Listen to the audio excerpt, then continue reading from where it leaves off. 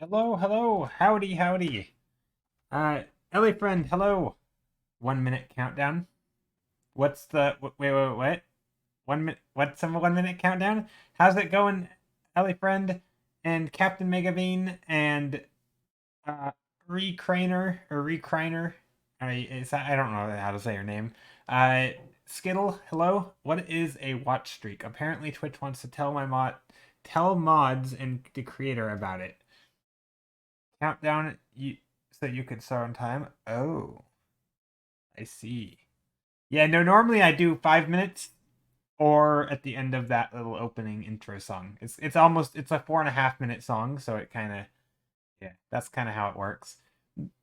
Typically though, I try to start on the hour, but I don't always get it.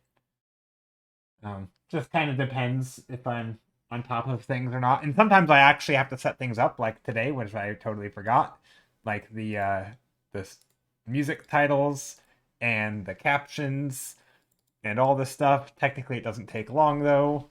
So there's the titles, there's the captions. I feel like at this point I'm pretty quick with it. So, but yeah, how are you? How is your tiredness level? Well, pretty good. I woke up. I took a nap before stream. I told myself I wasn't gonna do that so that I could work or so that I could get more in a routine.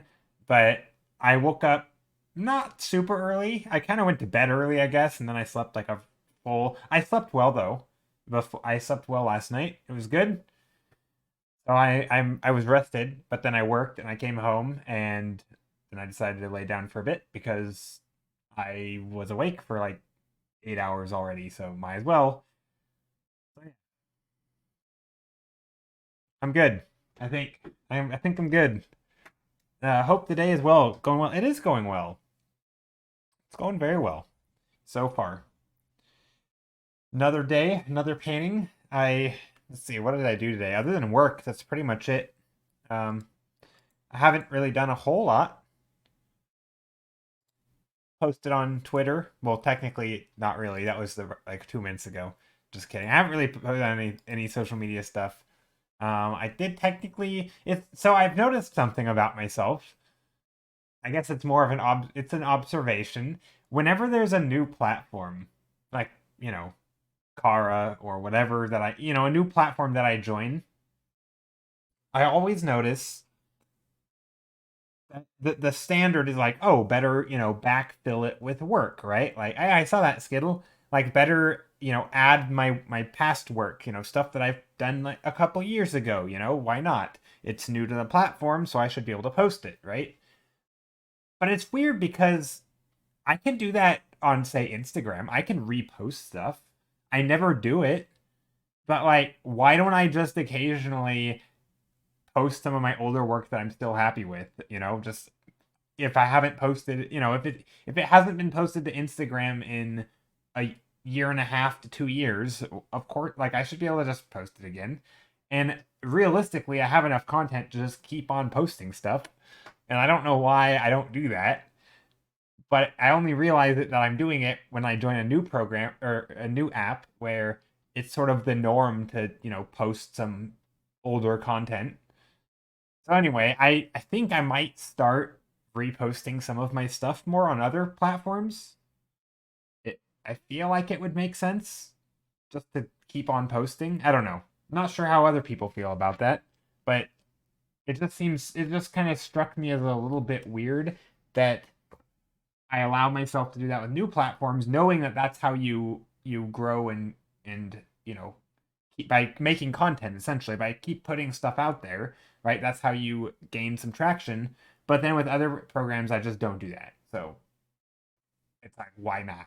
Why don't I do that? Do that? I'm totally against the fast pace um, of social media to devalue art by forcing people to post something completely new every 2 days and repost are kind of yeah. I agree. I mean, I hadn't really thought of it like that.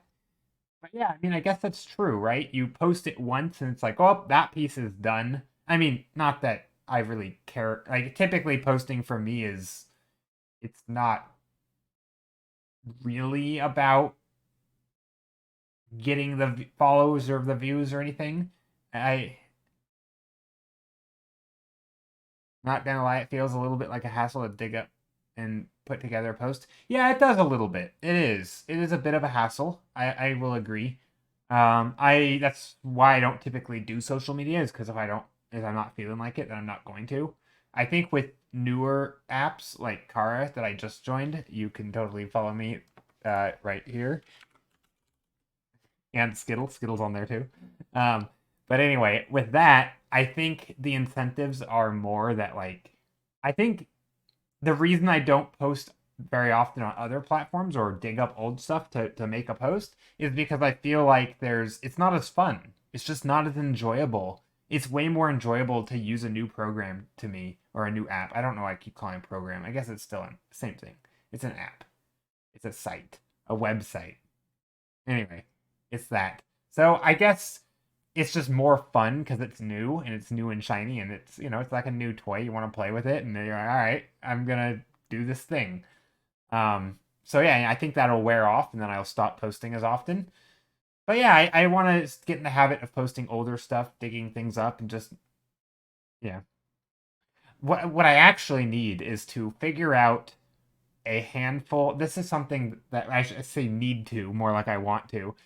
Similar to how when I do thumbnails, right? Sometimes I have different uh, compositions. I have tall ones and I have long ones, horizontal ones like this. Right? I have different formats, but I also have different ways of starting. Like I have different ways of thinking about a painting. Right? Sometimes it's starting with mood. Sometimes it's with shape. I think I can do the same. Happy Saturday, Steph. How are you? How are you, Steph?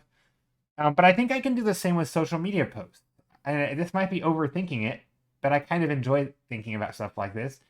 I can create different formats of posts, right? Some posts are like, I'm going live on Twitch, come hang out, right? I have that one down to a T. I do it every day that I stream, right? I always send out my going live notification. Sometimes it's a screenshot of the thing of my setting up screen, like it was today. Other time it's just like some other way to get people to join the stream, right? There's that format, but then there's also things like the standard. Hi, my name's Joe. I'm a fantasy landscape artist from the USA. I do this. Here's some of my work samples, right? And there's kind of a different format of like me introducing myself, right? And those are fun to circulate around. It's like a little, what do you call it? Like a business card, right? Easy to retweet, all that kind of thing, right? And there's like different formats of tweets and or categories, right? And I feel like and then there's like observational things or maybe questions you throw at the community, right? Like what's your opinion on insert somewhat controversial topic or something. I need to have like a flashcard of like five of them and just alternate every day. And so I don't have to think about it because I'm always like, what the heck do I post? I don't want to just post the same thing every day. It's like, but once I have like the formats down, I can just like, oh, today's a repost day. Let me just go and grab something old. I'll do a post from a year ago. I don't even have to think about it. I could literally copy paste the same post. Anyway, I think I need to get into that. I need to build a system so I can just do my social media posts without thinking about it. Because yeah, if I have to think too hard about it, I'm just not gonna do it. Like I don't care enough about social media to force myself to struggle through it. Like if it's not fun or enjoyable, I just don't. I mean, I do like thinking about it though. But anyway, so yeah, I need to create a system where I just don't have to think about it. That was my first rant of the day. Anyway, same. I really use social media apps. Yeah, I mean, I don't feel the. I know a lot of people, and I only say this. A lot of people on Reddit, but a lot of people in general, and I always get this sentiment from others is that there's a pressure to like I have to be on social media, and I have to post, and it's stressful, and I don't like it. See, I don't find it stressful. I don't feel like there's pressure. I just think it's a lot of work to do it, and so I don't do it, right? I don't feel like there's pressure to do it. Um, I get that it's helpful if you have a social media account, but I think that's overblown. I don't think it's super necessary. I don't think it's super important. There's a lot of amazing people without social media. A lot of people who use social media don't even post their art there, despite being artists, right? That you don't have to do social media. But if you want to, then do it. But to me, it makes me not want to, right? Because there's just it's so much. So yeah, I want to make it easy for myself so that it removes that friction because I do kind of enjoy it. I mean, I actually sort of enjoy, especially like in it. I guess the point I'm talking about this is because when there's a new app like Kara, which I just joined, it actually becomes fun again. And it's like, oh, now I actually want to go dig up my old art. And I don't know, it's kind of something. A stream starting with a rant and not a single line of drawn is a good stream. Yeah, here, hold on. Hold on, I gotta draw a line. Also, we're gonna do tall paintings today. Or vertical. Yeah, not a single line drawn today. Okay, there we go. A line drawn. Beautiful. What a line. What a line. Okay, we're gonna draw some perspective lines.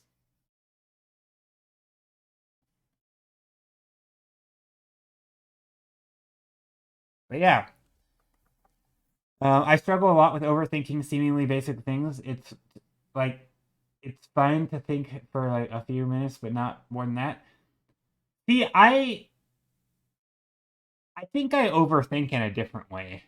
I I don't overthink. I feel like there's the term overthinking.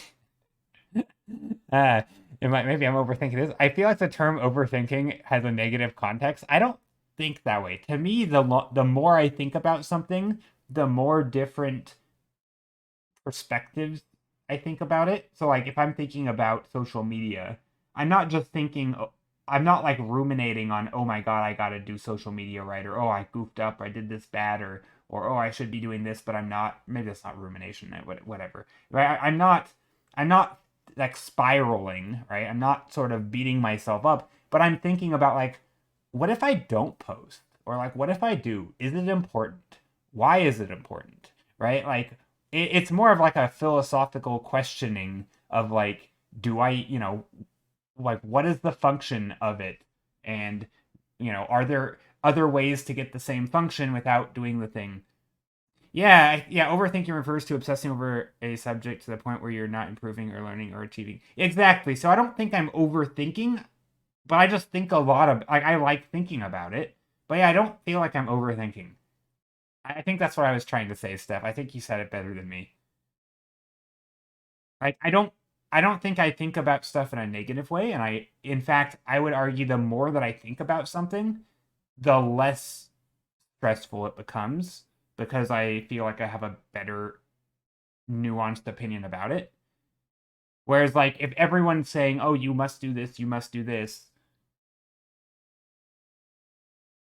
then I could see if you're buying into that, that could be really stressful because you feel this pressure, like it's a new thing on your to-do list, as like somebody else put social media on your calendar, and now you feel stressed out knowing that it's up there. But to me, the more that I think about it, the less likely it is to remain on my calendar, right? It's sort of a just by well, yeah.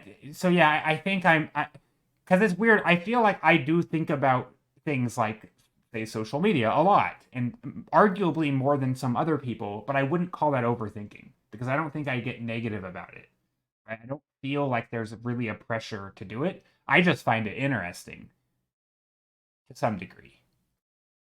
There's definitely parts that I don't find interesting, but then I don't really care about that. And I've thought about them enough to know that I don't think they're interesting.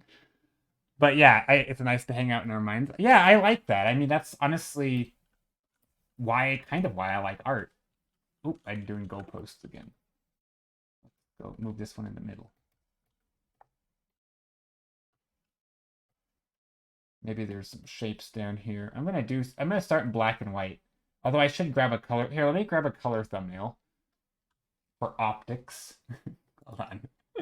I'm just gonna click a random thumbnail. Here, starting from here. to here. This is what, 1, 2, 3, 4, 5, 6, 7, 8, 9, 10 times 10, or is 20. Pick a number. Somebody pick a number between 1 and 23. First one to put it out there, between 1 and 23. Hey, Azel, the first person to put a number in chat. And then this, okay, 22. And now somebody pick a number between 1 and 5. Not Captain, though. Captain can't pick between 1 and 5. And then somebody else pick a number between, okay, 4. And now somebody else pick a number between 1 and 9. Okay, so 22, which is going to be, if that was 23, that's 22. I don't think we can do that one. And 3. Wait, I don't know whose was what. No, Azel, you already had the 4. Okay, so we're gonna do third thumbnail. What is this? Is that even a thumbnail? Oh, this wasn't a thumbnail. That was a special thing. We're going that one then. Okay, 3. 1, 2, 3. Okay, we're bringing back this thumbnail. So the reason I did that, technically I shouldn't have had the last option. Oh, I like this one actually. This is kind of cool. Hold on, I'm gonna do both of these. We might delete one of them, but I'm cheating. Ignore I'm sorry, Ellie friend. I'm ignoring yours for a moment. I'm gonna do number 3 here in a second. I just wanted to bring back an old thumbnail. Oh wait, I can't bring back. Oh my gosh, these are. I'm doing horizontal ones today. Hold on, that's okay. These can sit down here. I forgot that I was doing horizontal thumbnails or vertical thumbnails. There we go. That's something. Anyway, so yeah, that was just my way of putting something on the screen. Oops. So that it's there. Let's merge these. Let's move these down. Could invert the landscape into portrait? True. True, true, true. Wait.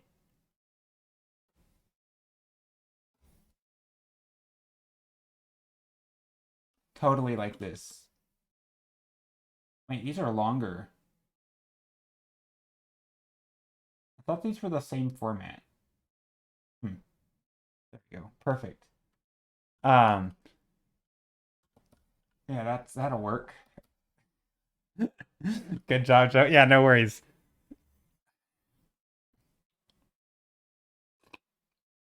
Also, I have my tea. Does everybody else have their drinks and all their snacks or whatever? Reminds me of that little castle which ends up being rotated. Yeah, exactly.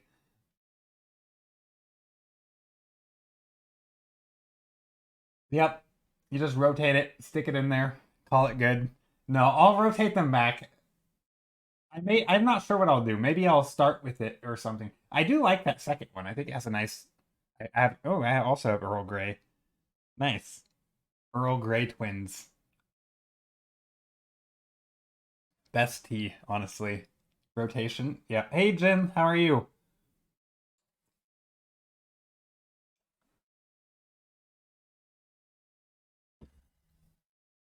Yeah. I have folders. Oh, coffee? Nice. What kind of coffee? Not brand. Earl Grey is not a brand, by the way. It's a flavor. Folger is a brand, right? What type of coffee? Like, is it like a dark roast or a medium? I don't know anything about coffee, other than they have different types of roasts and different type of bean, right? So you can have like whole beans, or you can have, oh, it's instant. Okay, but does it have like different? Does it still have the flavors like Colombian or you have, what is it? Like aren't there different types of like Himalayan something or others? Like isn't there different types of coffee bean? Classic roast. Okay. It does. All right. Yeah, I don't know anything about that stuff. Does it all taste the same to you? Send Joe to the Barista World Cup. There are varieties. Okay. Dream Dark. Thank you for the follow. How are you? All right. Yeah. So maybe we're gonna put something up here. Ooh, let's do like a giant tower. I feel like, but this tower isn't just gonna be any giant tower.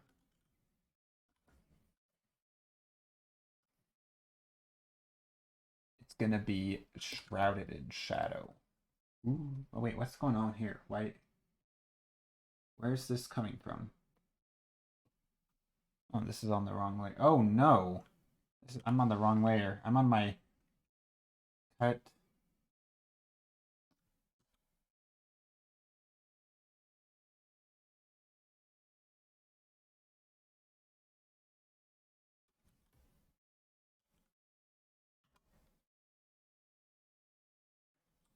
There we go. I like the coffee better than the filtered brewer thing. Okay. No, they all taste different, even different brands. Oh, okay. That's good. I've never really drinking coffee. So yeah, forgive my ignorance on the subject. I don't really the few times I've had coffee, I don't really care for the flavor.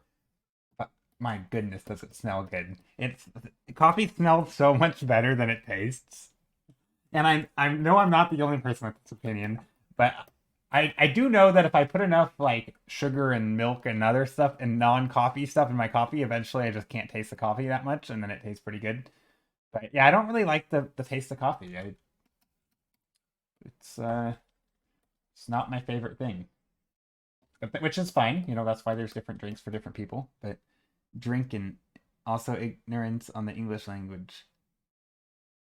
Drinking? Who said drinking? Did I say drinking? I don't think I said drinking. What are you drinking?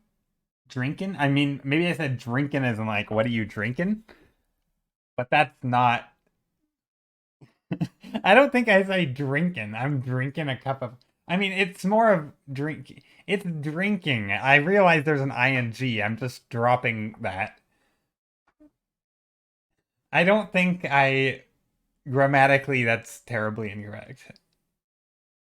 Maybe. But it's not taste. It is wakefulness. Ah.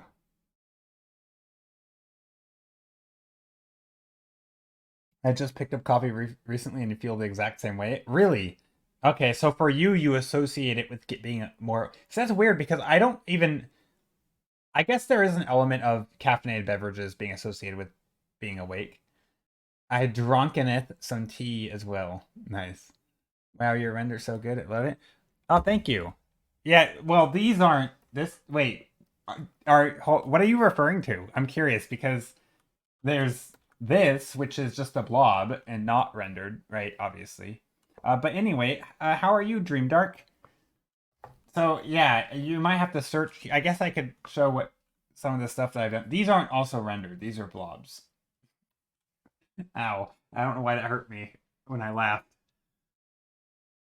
I will drink in my tea now too. Yeah, we're all gonna be drinking it, drunk. Anyway, but yeah, so I want to make some sort of tower. Maybe there's lots of lines, lots of little sections in it, lots of little negative spaces. So I'm just now thinking about shapes, trying to make it interesting. And then there's arc shapes in front. But yeah, I'm curious what you were looking at that prompted you to say that. I do appreciate the kind words though, Dream Dark. I love this chat. I do too. You guys are great. Why? It's honestly why I stream because people are great. Just wait until we all start speaking Dinglish, mix of German and English. Drinking is fine on that. Okay, nice. Ding. Also, is that what you call it? So I know there's like Spanglish, and then you call it Dinglish. That's amazing. I love that it's called Dinglish. Sure? I feel like there has to be more letters than just the D in front of that, right? Why is it? Why do you call it? I don't. There has got to be a better term for that. Dinglish sounds so silly. But I love it. But yeah, I like that there's different like terms for that. Spanglish, Spanish and English, and English. I'm just laughing over Dinglish. Anyway, down here is gonna be. I refer to German in the German language. You say Deutsch, mixing Deutsch and doing. Yeah, but isn't that still just English? English? Doink. Doink.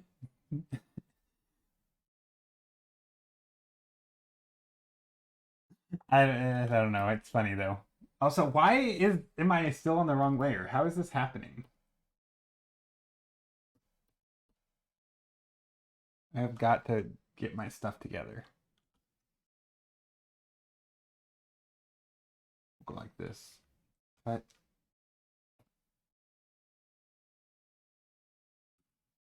oh no. Why is this layer? I'm so confused. I'm just totally goofing myself up.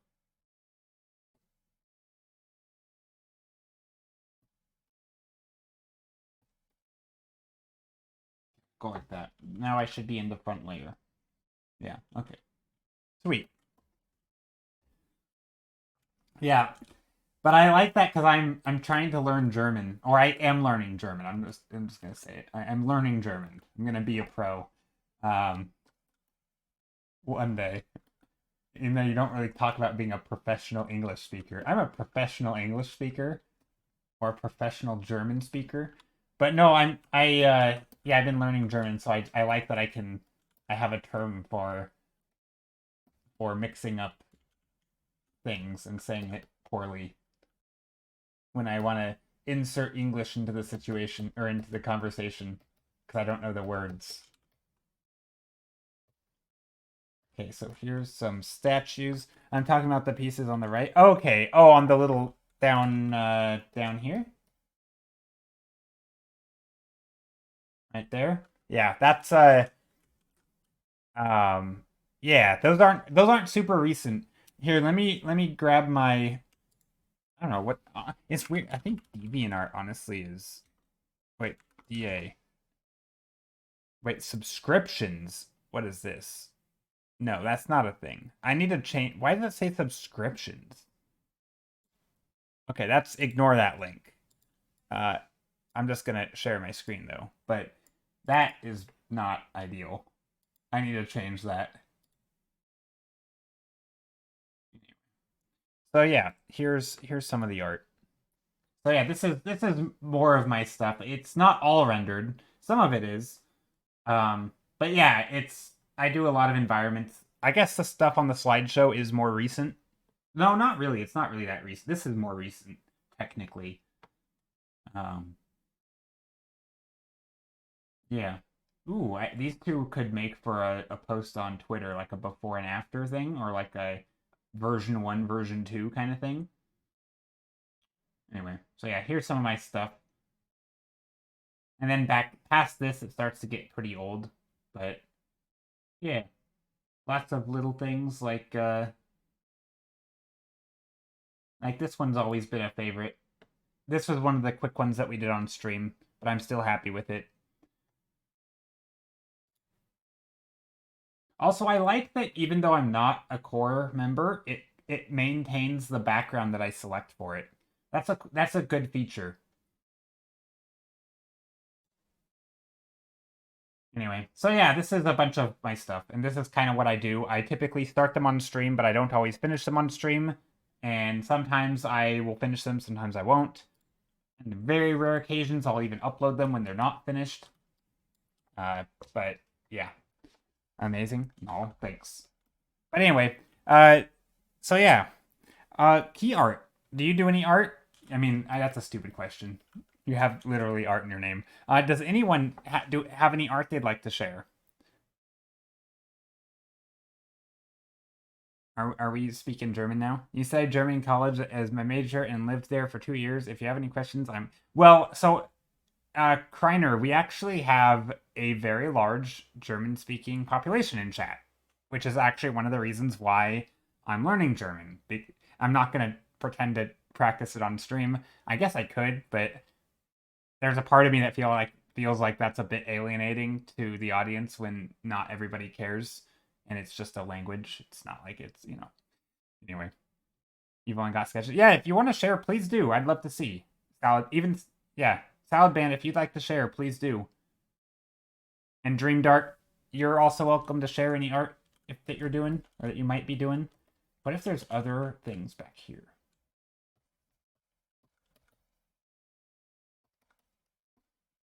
Maybe this is a circle. So we have this is rounded.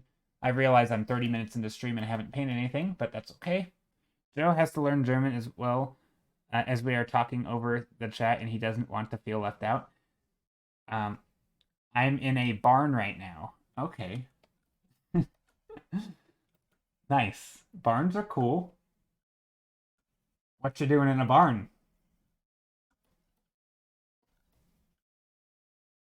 I just shared some stuff in Discord. Sketches, works in progress. Ooh, let's take a look. I'm not going to share it on stream, but I just want to see.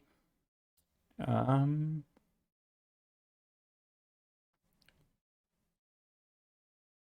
nice. Wait, is your George? Jorge. It's Jorge, right? I can't remember. I can. Sorry, I'm really bad at names. I never know. Not that'd be Jorge, right? It's not how you spell George. I mean, it's kind of the same name, right? But just one's pronounced different. Okay. Ah, these are cool. I love the little characters. I already feel like I could imagine a little animation with the characters. And you have your backgrounds. I mean, even though they're pretty loose, I feel like it gives an idea. This is what I feel like.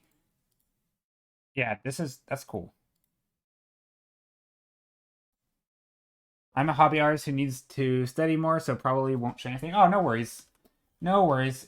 Yeah, we like all kinds of art here, whether it's you're a beginner or not a beginner, doesn't really matter. I'm not sure about this tower shape.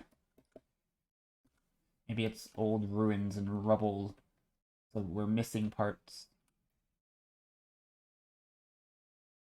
There's the back of it back here. I don't know.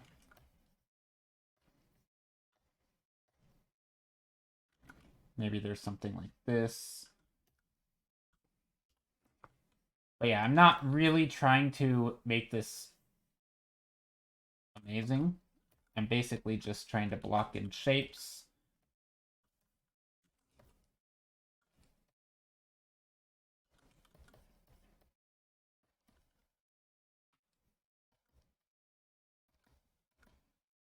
Yeah, something like that, maybe. Some dark underneath. I do want to make sure we can see the top of it. Because that, after all, is the most important thing. Because we are looking at things in perspective. Joe, have you ever drawn outside in nature? I have. I actually have even done some painting outside in oils. And I have drawn outside. I haven't done any recently though. Anyway, there's just a random blob, a blobby tower, something. Okay, we're gonna paint with colors now. Hey, Spiritless Wolf, how are you? Nice flying buttresses. Flying buttresses. Is that what that is? A buttress? But yeah, I do feel like yeah, hopefully no one is ever afraid to share work. Also, okay, sorry. I can't with these things. Hold on, let me find these. That one. I'm sorry. I can't live with those like that.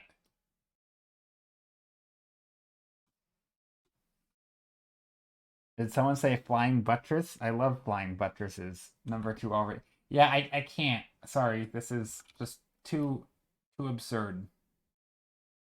Oh, now I've rotated them in a funny way. There we go. It's mostly flat.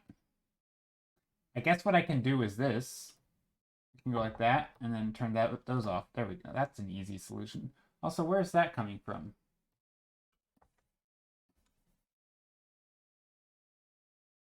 There, that's just an easier solution, I guess. For now. Rating the voting long before it's about to start. Very political move. Yeah, it's like starting to campaign for a presidential race in like a year and a half before, or in some cases even long before. People literally think about their entire careers like, oh, this might look bad optic, this won't look good 10 years down the line when I'm running.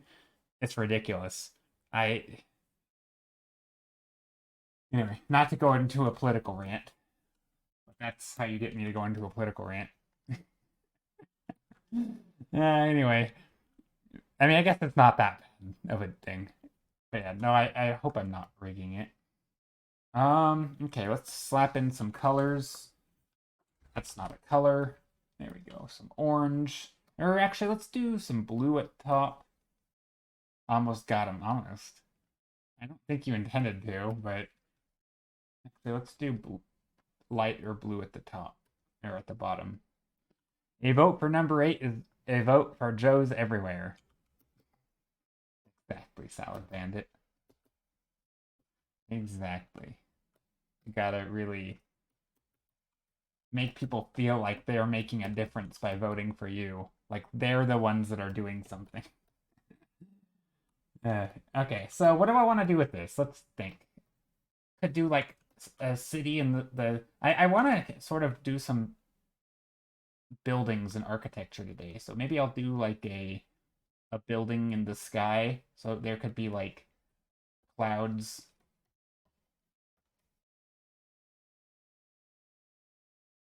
with pillars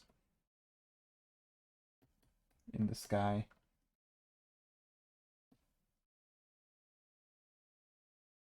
This reminds me of like the White House. Have you seen floating island thingies in the new Avatar? I haven't actually seen the new Avatar movie.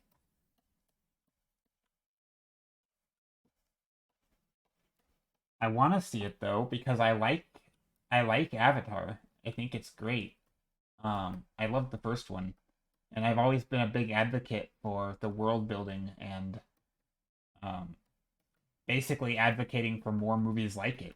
So yeah, I don't know what's wrong with me and what I don't know. I just haven't been that enthusiastic about going to see a movie lately, but yeah, I should see it. It's not still in theaters, is it? Or maybe it is. I don't know. But anyway, I should see it.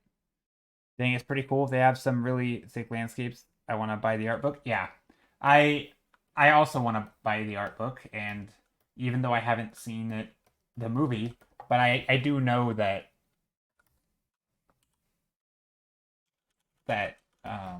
all those types of art books are awesome. I also, and just being an advocate for how cool it is. I'm too much of an ATL fan. Whenever I hear Avatar, I think of Last Airbender. I mean, both are great, and honestly, both have really good world building, and both are things that I advocate for more of, which I don't really think about it when I make the argument. But yeah, having a well, I guess Avatar does something cool. They are an extraordinary person in an extraordinary world. Like the world is a new world, right? It's unknown to us, and it's we get to explore it as well because he travels around. So it's sort of a perfect scenario of us learning things with him because he's also learning things because he is young and he doesn't know a lot. So as you explore this world with him, you get to learn about the cool world and you would get to explore the cool powers that he has. So it's kind of the best of both worlds, sort of superhero character meets, you know, like Avatar where you have normal. So I'm always advocating for, I always say I want more stories about relatable normal people in extraordinary amazing environments and sort of exploring new worlds or exploring new places, just sort of new custom cultures and civilizations and entire civilizations and just worlds of new things to be explored, new creature designs, new plant life. And I feel like that's something that Avatar brought, and I love it. It makes you want to visit that, or does, create your own world sort of like it, that's inspired by it. Um, and yeah, I think Avatar: The Last Airbender does that as well, right? They both do that because they are both like, I love the animal mashups in Avatar: The Last Airbender. Also, obviously, they have all their different nations, Earth, like Fire Nation, Earth Kingdom, all that stuff. It's all great. Um, and there's, yeah, it's like it's well designed and well thought out, and yeah, I have one of those huge DreamWorks animation art books. Nice. Yeah, I don't actually have any art books. Like, I have educational art books.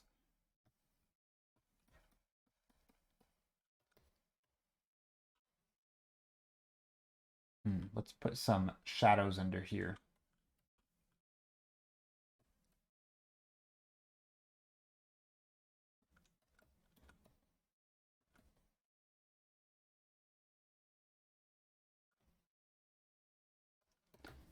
Some shadows.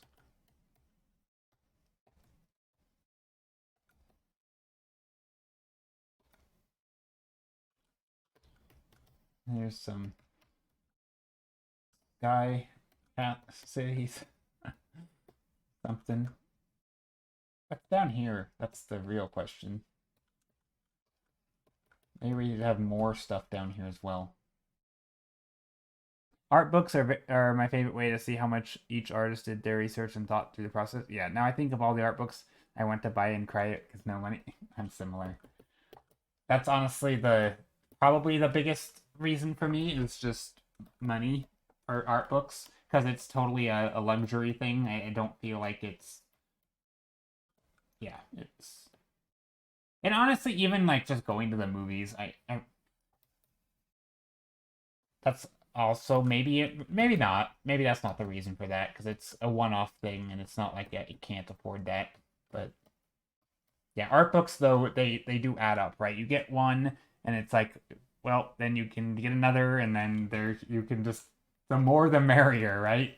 And yeah, it's so yeah, I don't really have any of them, but I would like to eventually. Someday get more art books. I'd also like to go to conventions. I've been seeing a lot of stuff on Twitter about people going to conventions and having booths and also just being visitors there. And I love that. I would love to go to a convention one day. Art books, especially from freelance artists, like have like €50 shipping because the artist is located in the US. Yeah, they can get pricey. Gandalf, hope you are well. Sorry it has been so long. No, no worries. How are you?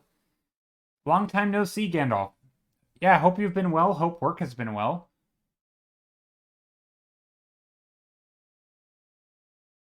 I mean, you say, but work has been bad, so apparently work hasn't been well. But I hope it is better now that you're here. I hope that is an indication that it's been going all right. Also, I'm not sure if I like the colors in here. I've been well. Work is some better. Okay, that's good. Convention season is starting. All you need is a plastic folding table, prints, and it with a shelf and business license. Oh wait, do you actually need a business license? I didn't know that. I had no idea you need a business license to to do conventions. I think I don't have one, but I feel like I have applied at one point. Maybe I don't know. I don't think I have one though. I feel like I've looked into it at some point, but I think I decided that it didn't need one at the moment.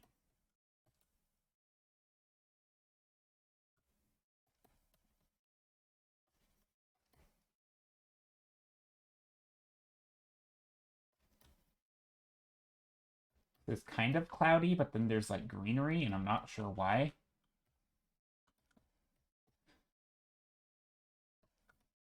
It's something.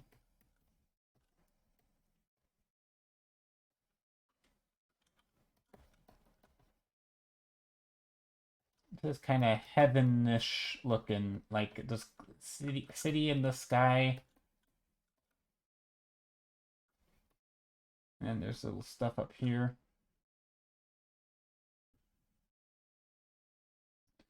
Lots of little shapes.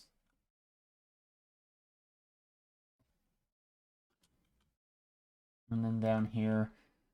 I just realized you changed your display pic on Twitter. I did, and on Discord, and on Instagram, and on Reddit, and on Kara. Was that a new thing or just not? No, I did it like 2 days ago. I changed it like 2 days ago. New display picture. I I don't ever have pictures of myself, but I felt like I wanted to put a real picture of myself. Do you do a lot? Uh, do you do a lot to like have a strong visual library, or is it mostly stuff out of your head? I mean, isn't that?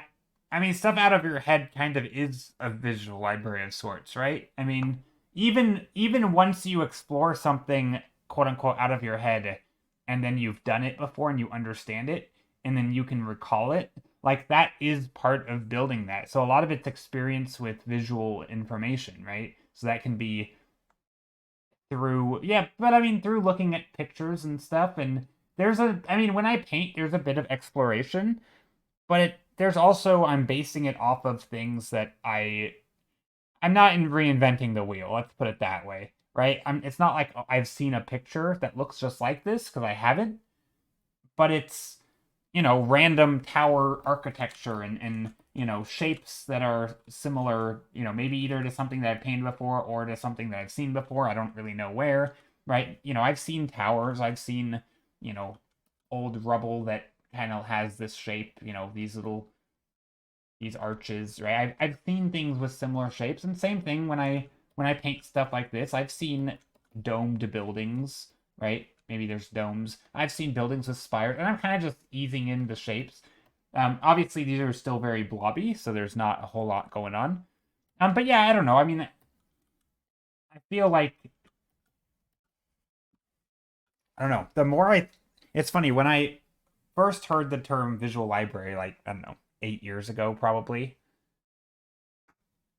I I loved it. But the more that I think about it, the less I really understand what people mean by it. Because to me, every I guess to me there's two parts. Like there's the way of living your life, like when you're not an artist, you just you interact with things, but you don't really think about how they're constructed, right? That'd be like you might have a microwave, but if you closed your eyes, could you really draw your microwave? I don't know. Maybe you could, right? Or if you pull out a piece of paper and like do you actually know what it looks like versus just a thing that you use or that you've seen, right? And I think a lot of stuff is like that, where you might have seen things, but you don't really understand them. And to me, a visual library is just starting to understand them by observing them. Um, and so, but now that I do art, I do observe a lot of things like that. And I think all of those add to my visual library. Also, obviously, if I do a study of something, right, and I start to understand it, it could be that. Um, But I think form wise, I don't think my visual library is amazing. Like it's not like here are specific objects that I know what they look like, but it's more like lighting and mood and colors that I feel like I have a pretty good visual library. And then I'm trying to think talk this through. Um But yeah, I feel like the forms and the shapes, I do a lot of exploration without really knowing what I'm doing. I might have a general idea of like what a tower looks like. Obviously, I could get very designery and ask myself like, well, what makes something a tower versus, another type of building? And then I could start thinking about all of it and I could design really bizarre looking towers that I've really never seen before. But I'm not really doing that on stream. That would definitely be something that would take more time. since we're talking about visual libraries and such, is there a type of environment that you want to have more practice in, like improve on? Um, Not really, not as it relates to visual library. I think more in certain perspectives. I think having an interesting perspective is much harder to draw. Like if you're really used to drawing things looking head on with the viewer being eye level with the other characters, so if I put a character in the scene that I'm going to be looking where they're looking, right? So eye level is at some spot and all the characters are in the same, like I that's something that I do a lot, but to position the viewer at a different level, like floating in space relative to all the other characters in the environment, that to me is a lot more difficult. But also because each one's going to be different, right? Whereas when I do sort of, sorry, I'm just sitting here holding my tea and not even, I'm just talking, not even painting. I should probably start painting. 1 second.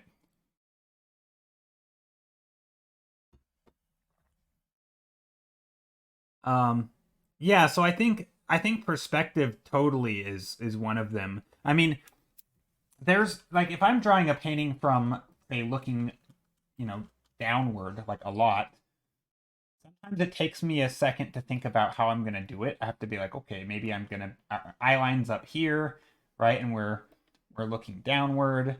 Maybe there's a shape that way down here that we're looking down at, right? So this is like the top of a building looking down. And then, you know, these are other buildings way back here. And of course, I'm just kind of making up the scale here, right? This is one way you could do it, stuff like this.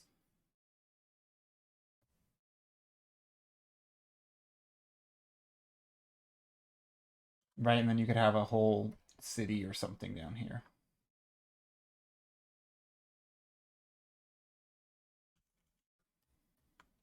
So that's a thing. But there's also, shifting perspectives even more. Like, I probably didn't do this very good with the foreshortening. Um, but yeah, there's also, you could do things where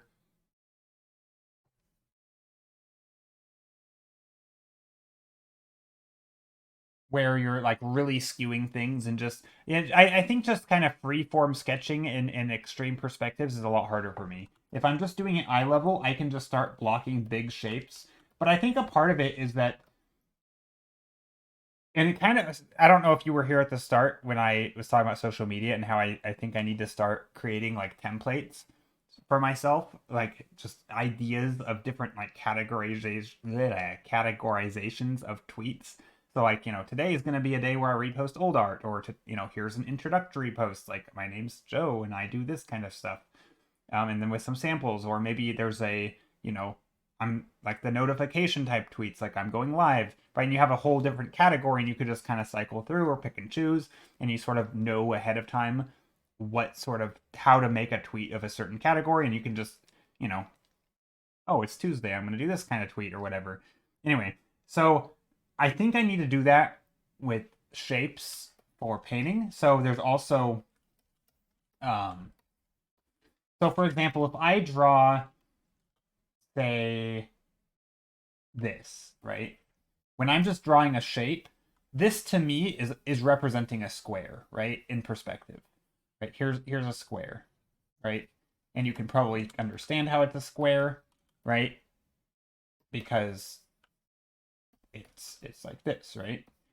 But when I draw this shape, right? When I draw this shape and it's supposed to be representing a square in perspective, it's always looking in this perspective, right? So I don't really have a good sense of like, oh, this is also a square, right?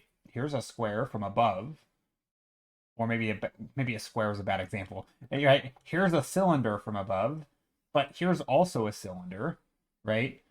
This is from the side. And I think I need to get better at, also here's a cylinder, right? from an angle, right? This would be like this. Oh, that's not a very good cylinder. Right? So there's a cylinder. But I oftentimes when I'm just sketching out my random blobby shapes, I'm not thinking about that. Like I just kind of have my go-to things. Like, oh, I want to draw a shape, a cylinder. Well, here's my cylinder in the sky, right? And then that's a cylinder. So I draw this arch up here, and then I just draw it down, and I did that here, right? That's my cylinder there, or whatever, that's one. And I make all of these shapes as little tiny cylinders in my head. So then the perspective ends up looking like I'm below it, right? Looking up at everything, which is fine, but that's kind of my default, right? So it's hard to sort of switch gears and now switch into a painting where I'm just drawing random blobs, but mentally everything I'm looking down at. So yeah, anyway, but yeah, I think that the idea of visual libraries is always interesting because I think just like references, right? When people talk about, you know, did you draw from reference? To me, a visual library is just the slightly more zoomed out version of references, right? It includes not only direct references, but also things that you've memorized, right? It's like if you've drawn a cat from a reference before, that is still a reference you can draw upon, even though you're no longer looking at it, right? Because you've learned a little bit about it. So that's now included in your visual library.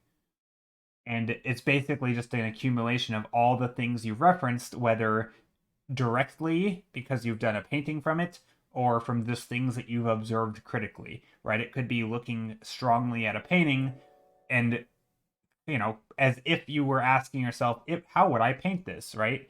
That then is kind of put into your visual library. I think that's how I would talk about that subject. So yeah, I feel like visual library is just sort of paying like people who have a quote unquote big visual library. That would just mean they pay attention to a lot of things, right? And maybe they branch out and explore new things and look at new things and are interested in new things. And so they're kind of soaking up quote unquote references from all over. So when it comes time to actually paint something, they're like, oh, I kind of remember something that sort of looks like this. Anyway, yeah, I think that's how I think about it. Putsy, how are you? Thank you for the follow. I appreciate it. Okay, let's do some. This might be a long stream. No, I actually probably won't. It'll still just be a 4-hour stream, probably. Okay, let's add in some greens and blues.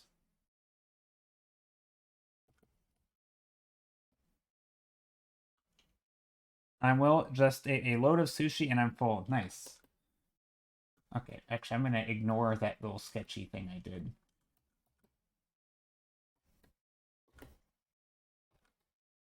But yeah, I do need to do some practice drawings for different perspectives.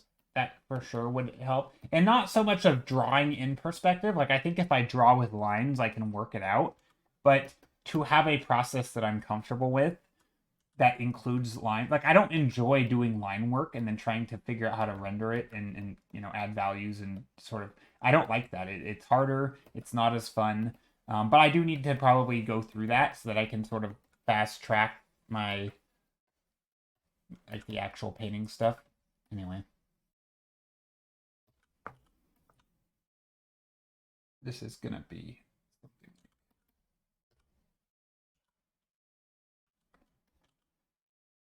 shapes right here. See, like this thing. Oh, what did I do? This thing right here, like that wasn't visual library, right? This was me, a little bit of muscle memory, I guess, right? With trying to draw these lines in perspective, right? So if these are like a sheer wall, right? Then this is in perspective because we're looking down, right? This stuff gets further back. Um, so in that regard, it was me knowing the perspective of the piece, right? Maybe they can even go like this, right? But also it was a little bit of experimentation.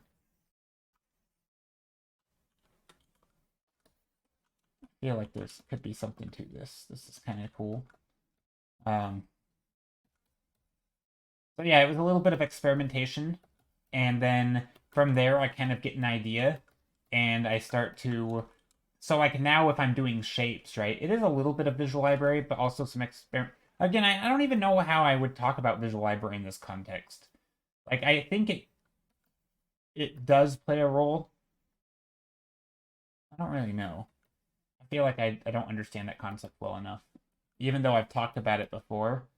But the more I think about it, the less I know what I'm talking about when I say that term. But anyway, so now this is kind of like we're looking down, but also there's this interesting angle that I like.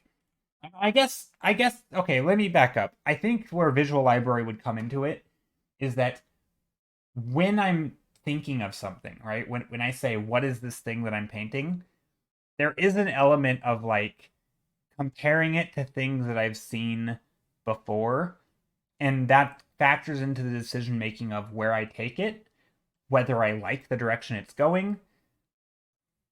So it's not like I'm not drawing up on shapes and being like, I know what this looks like, or this is, you know, this thing that I'm drawing on. But it's more just factoring into my tastes, my interests. Um, if you always consume, dark and gritty material, you might just be drawn to paint things that look dark and gritty, right? Because that's sort of the visual style that you're familiar with, right? But being able to draw in, also sort of this light, fluffy, cartoony look versus dark and gritty is going to be a different visual style. So that would be someone who has a slightly more broad visual library, right? Because you're able to understand a certain idea or theme and you're kind of able to put it down. So I do think I have that in terms of environments that I like, sort of compositions that I like, in terms of content, right? I draw a lot of the same type of content. I draw a lot of rocks and buildings and trees and whatever. Um, even things like I think composition is probably the biggest one. I on one hand I feel like I'm pretty okay at composition, and on the other hand, I feel like sometimes I'm not very well varied, and I kind of stick to the same things a lot. So yeah, I want to branch out a little bit, which is also why I'm doing horizontal or vertical paintings today. It's Milo. How are you, Milo? Like a visual library on drawing believable robots needs to be really strong, where the visual library on a completely different kind of understanding, like light and yeah, I mean, I guess visual. Yeah, I think it's. Yeah, I guess for me, it's easier to think of visual library in a topic that I'm not in, right? In a different space. So yeah, I think with the robots, it would be like being familiar with sort of like mechanical things, right? Like different types of mechanical systems, like car engines and different, pistons and ideas around that subject matter, right? And so if you know what those look like and you know they exist, you can sort of incorporate those ideas into it. That's how I would talk. Yeah, that's a good example for that subject. And I mean, obviously that exists for environments too, but oftentimes the things that I'm thinking about are so much more primitive that I don't even think about them as a visual library, right? It's like, here's just some interesting rock shapes. I don't just stick to one, I have a bunch of them, right? I don't know the names of them necessarily, but I'm aware of different rock shapes, right? Or I might be aware of different forms of trees, right? Some trees are more columnar, right? Like if you had a bunch of little trees down here, right? Some trees are very tall and they have their little, here's the stem, right? And they might have things like this, right? And they're just kind of like these tall spires. Other times, trees are like this, and they have little shapes, like maybe like a maple, like a, what do you call it? Not a maple tree. Technically, like a maple tree, I guess. Um, right? You might have a tree like that. Ignore my terribly pixelated thing, right? This is not really what it looks like. Anyway, you get the idea. And then you have, you have different types of trees. You have some trees that are more like this, right? Where the branches are very wide, right? And it's almost like an arc shape, like in a savanna type tree, right? Um, and then you have other trees that are more like, what other types of trees are there? I mean, there's, obviously trees without leaves. There's, a lot of trees with multiple structures at the bottom, right? Where it's not just one stem, but you have these fragmented things. Um, and then you have, of course, different shapes in that, right? So there's obviously I'm not really defining the shapes a lot, but you have different forms, right? So I do think in that sense, I have an okay visual library so that when I'm putting things in, right? If I put a blob in my painting, I can ask myself, oh, what is this blob? And I'm like, oh, well, it could be this type of tree because that would fit the composition that I've drawn with all my blobs, right? So for example, if I were to turn this painting into a forest, I could be like, oh, well, these can be our tall vertical trees, right? Here's two of them. You have your tall vertical blobby trees, right? This could be a big tree back here, kind of in the same composition, right? And you could turn that into one of those like savanna trees because it sort of has the same shape. And like I could, you know, element for element, I could take this and turn it into an entirely different painting with the same composition, right? Because I have the tools, I guess, to substitute something, some element in the foreground. Whoop, this would be a tree, right? I could substitute some element in the foreground with, or in each spot with something similar that I know of, right? This could be a tree. I don't know how those trees really look, but I can figure it out, I guess. Right, and here's the branches, and there's a bunch of trees back here now, and smaller ones. Right? And then these, of course, are the tall trees that are right. So like I could take a painting and very quickly change the type of they need the little things like this. And then, this I'm not reinventing this, right? I know that different ways that tree branches or trunks might pop out of the bottom and they have their little offshoots and stuff. So yeah, that's visual library, I guess. Right? And this might be another tree like this. Right? So yeah, this is definitely a visual library thing. Um,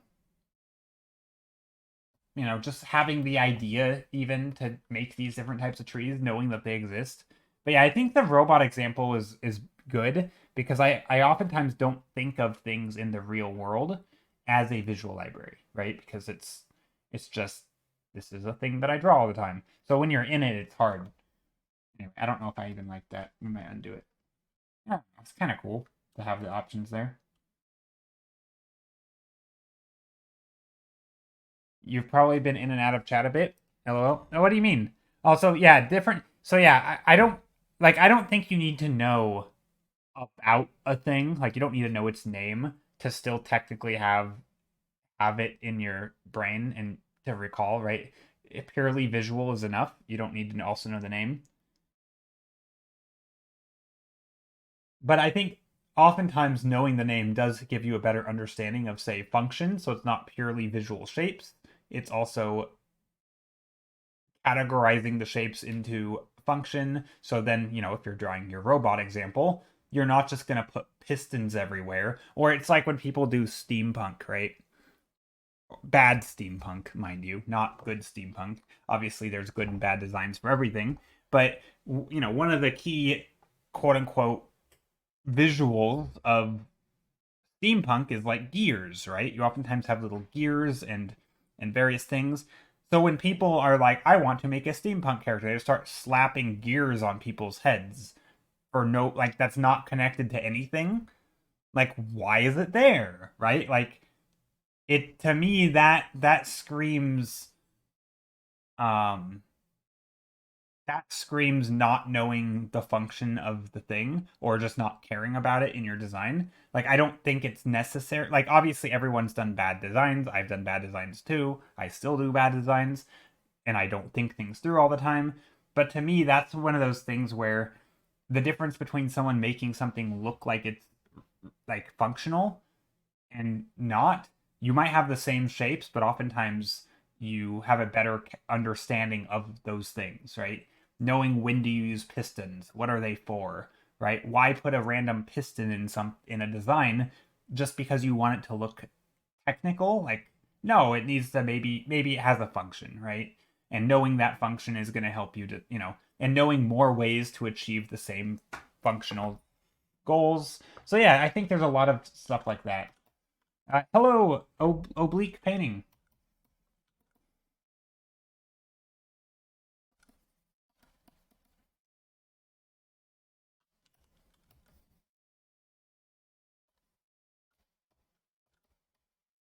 But yeah, as far as like the question on how to form a visual library, I do think it's honestly just pay attention to things that you see and ask yourself, if I were to paint this, how would I paint it? And then you just start thinking. I mean, even if you're, again, my classic example that I use all the time is if you're walking down the sidewalk and you were to ask yourself, how would I paint this? You might ask yourself, where would I frame the composition, right? And then now you're thinking about the buildings and drawing a box around stuff, and you're thinking about, foreground, midground, background, right? You're starting to think about how you would paint it. That's going to help you solidify that in your head. Also asking yourself where um where's the darkest values, where's the lightest values, right? That's gonna, if you had to paint it, what color would I paint the sidewalk, right? What color would I paint the sidewalk in the light versus the shadow? And oh, now you're starting to pay attention to the blue shadow colors and the yellow warm colors, right? That's a chess. I don't really have a chess analogy. I'd have to think about it. A chess analogy for visual library. I mean, that's just pattern recognition, right? Versus playing a game passively versus actually paying attention, trying to understand why moves happen and recognize those patterns from across game to game versus just playing the game and forgetting about it. I think that would be the. But pattern recognition is a thing. I mean, it's kind of the same topic, right? I don't know if there's a term for it in chess, but yeah, definitely just pattern recognition though. Because there's even names for different types of things, like there's like the Anastasia's checkmate, or there's the uh, pincer. What is it called? The crab pins, not the crab, but something pincer checkmate. It has a very specific term, but anyway, there's different like patterns that sometimes you're like, oh, I can start to see. That has nothing to do with it. I don't know where I'm going. I got baited.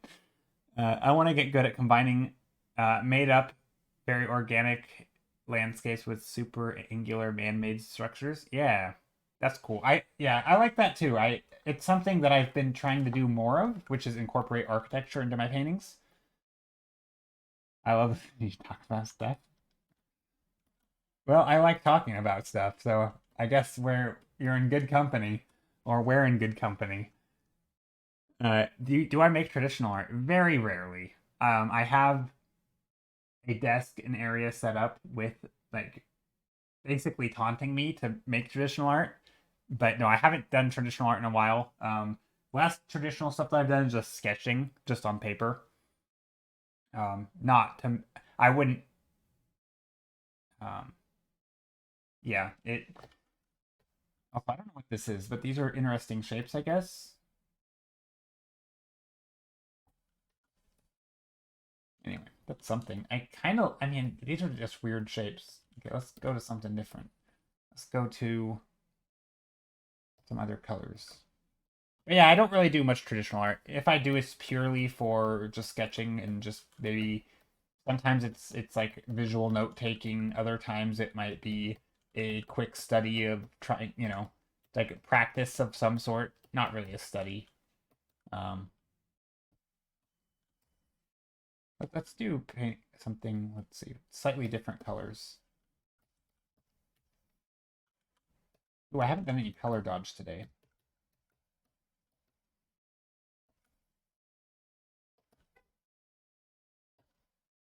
I'll do some more paintings looking downward.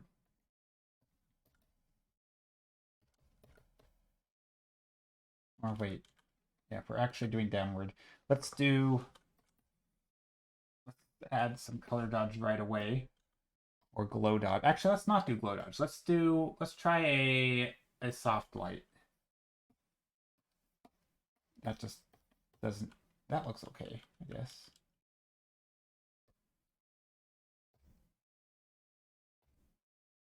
What about a dark blue? Oh, so, wait, soft light can actually add darkness. Okay.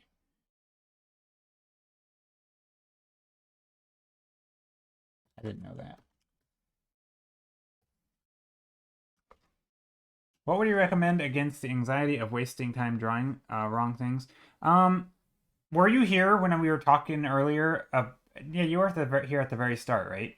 When I was talking about, I just like to think about things, right? This is one of those things that I feel like I get over by just thinking about it. Like, why am I drawing, and what is the point of it, and thinking about it from different perspectives. So for me, I don't think of it as wasting time. As one, there's an argument that if you're having fun, then it's not a waste of time, right? That's fair, right? You do lots of things for fun that aren't necessarily productive. If you've ever played a video game, you've probably experienced this, but that's not the only reason. There's also things like experimenting, right? What about a failed experiment? Is that a waste of time for a scientist? No, they've learned something, right? Lots of experiments don't get the results they want, and so they move on, but they build on what they've learned. So doing something, drawing the wrong thing, that's not drawing the wrong thing. It's you learning what the wrong thing was, right? So there's that perspective. What other perspectives can you take? Um, I mean, honestly, I don't think you need more perspectives than that. I think there's you've still learned something, you still had fun, and maybe you learned what not to do. Maybe there is also some salvageable thing from the painting, some positive that you could take from it too. Like, oh, I like this element, but not the rest, right? You could, um, there's the perspective you at least you did some drawing, right? Also, there's a helicopter in the background. Ooh, you can't really hear it. It doesn't really. My mic kind of filters it out. I think. I think my mic filters out the helicopter. Um. So yeah, I mean, I think just viewing it as it's not actually a total waste of time. I mean, I'm not a huge fan of saying that mindless drawing is practice because I think practice is kind of its own category of thing. But you could argue that you still put in some mileage and you did practice a little bit, right? It may not have been the best quality practice, right? It may not have turned out good. I mean, I do this all the time where I start a drawing because I want it to look good or I have a cool idea, but quickly it starts to crumble and it's no longer looking good. And then I shift mindsets into, well, let me just try to explore something and get something out of this, right? It may not be a final piece, I may never share it, it went from a failed painting of something that I wanted to paint to a successful day of learning something through experimentation, right? So sometimes it's just a matter of shifting the goals for the painting midway through because you're like, oh, this is unsalvageable, but I can still get something out of it by learning, or now I can just enjoy and I can try a new brush, right? It's like the painting might suck, but let me just use this as an opportunity to try out some new brushes, right? Then at the end of the 2 hours, you're like, well, I didn't get a good painting, but I still played with some new brushes. That's cool. So yay me, right? I didn't if I wouldn't have done that had I not painted. So I think that's my way of dealing with that is sort of just thinking about it from different ways or in different ways. I don't know. Do other people do that? Maybe I'm alone here. I think you should never treat a drawing too preciously if you're too scared. Yeah, I mean, expectations are a big thing for me. And if you have too high of expectations, you're only going to be disappointed. I think being able to, I mean, even when I start a painting, like I don't even know what I'm going to draw.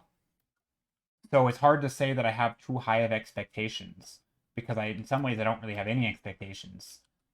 Um, at some point, I start to ramp up my expectations. And this is sort of, we were talking about this last stream, right? With like doing art professionally. I don't think if you have never drawn before, you should commit to doing art professionally, right? I think you should do it as a hobby, enjoy it first, invest time into it, invest energy into it because you like it, and maybe at some point, if you start to feel like this is a real possibility, like you're getting, but obviously you're getting more knowledgeable along the way, and at some point you might start to feel like, wow, doing this as a career is a real possibility, right? People are responding to my art, people are contacting me for potential jobs and commissions, and I kind of feel like this is could be something, right? Then it's okay to lean in. The same way it goes with expectations, I think, and any sort of painting. I don't think you have to say this is going to be the best painting of my life. You can just start with this is just going to be something. It's going to be a painting for fun. Maybe it starts to work out and you're like, oh my gosh, this is amazing. Now I'm going to put in the extra mile and I'm going to lean into it.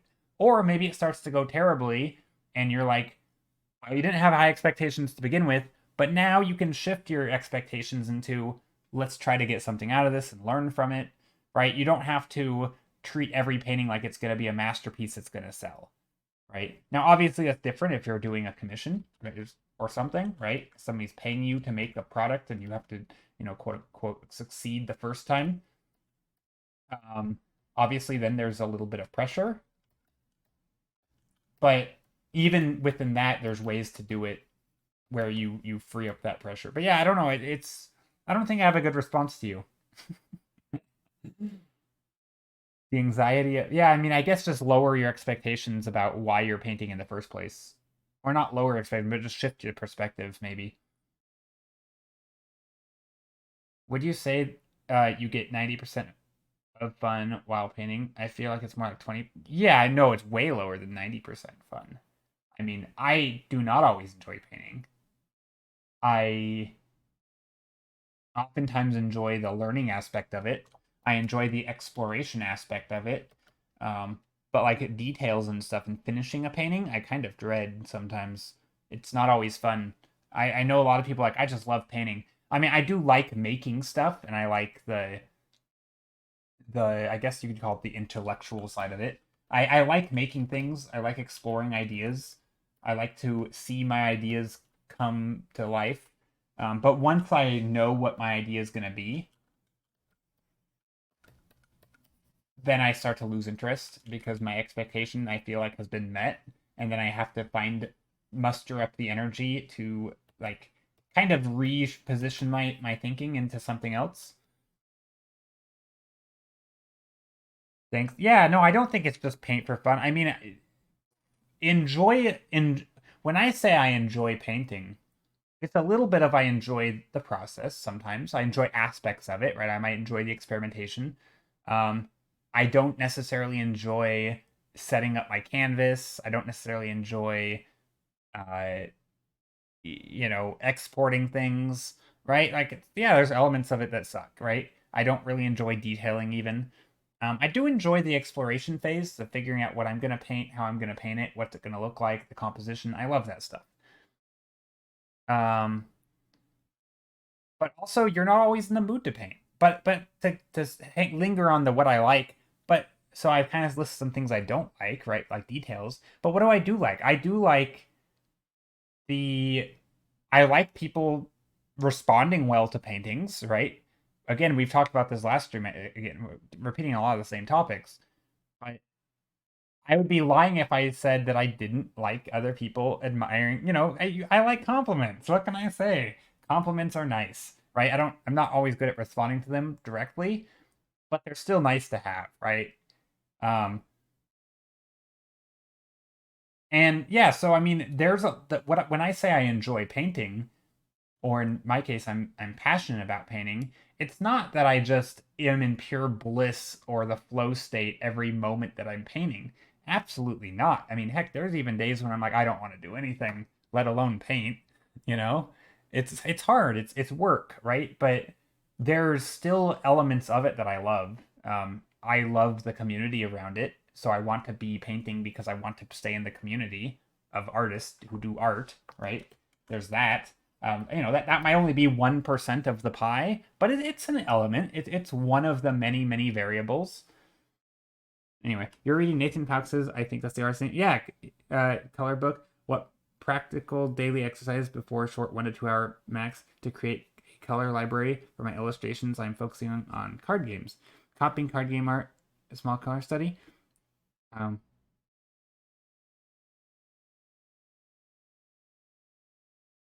wait. Where? Hold on. I see a question mark, but where's the question? You're reading Nathan Fowlkes's. You think that's the artist name? Color book. Okay, yeah. That Nathan Fowlkes is an artist, and he does do a lot of color work. I think for like DreamWorks and various, or has done things for DreamWorks and various other major motion pictures studios or whatever. Um, comma. But what practical daily exercises to create color library for your illustrations? I am focusing on card games. I'm not sure if there's what the question is. Is there a question in there? Are you asking what exercises there are, or what exercises you could do to increase to create a color library? I mean, I don't.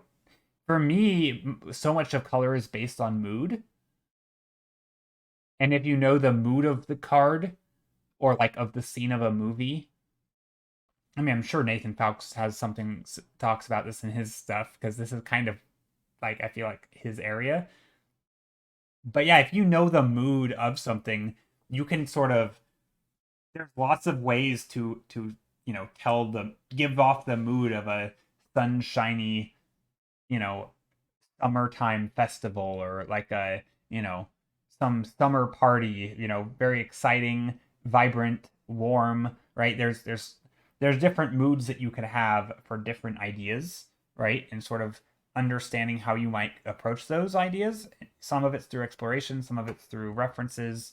Um, but if I don't know what you're asking, if there's a question there.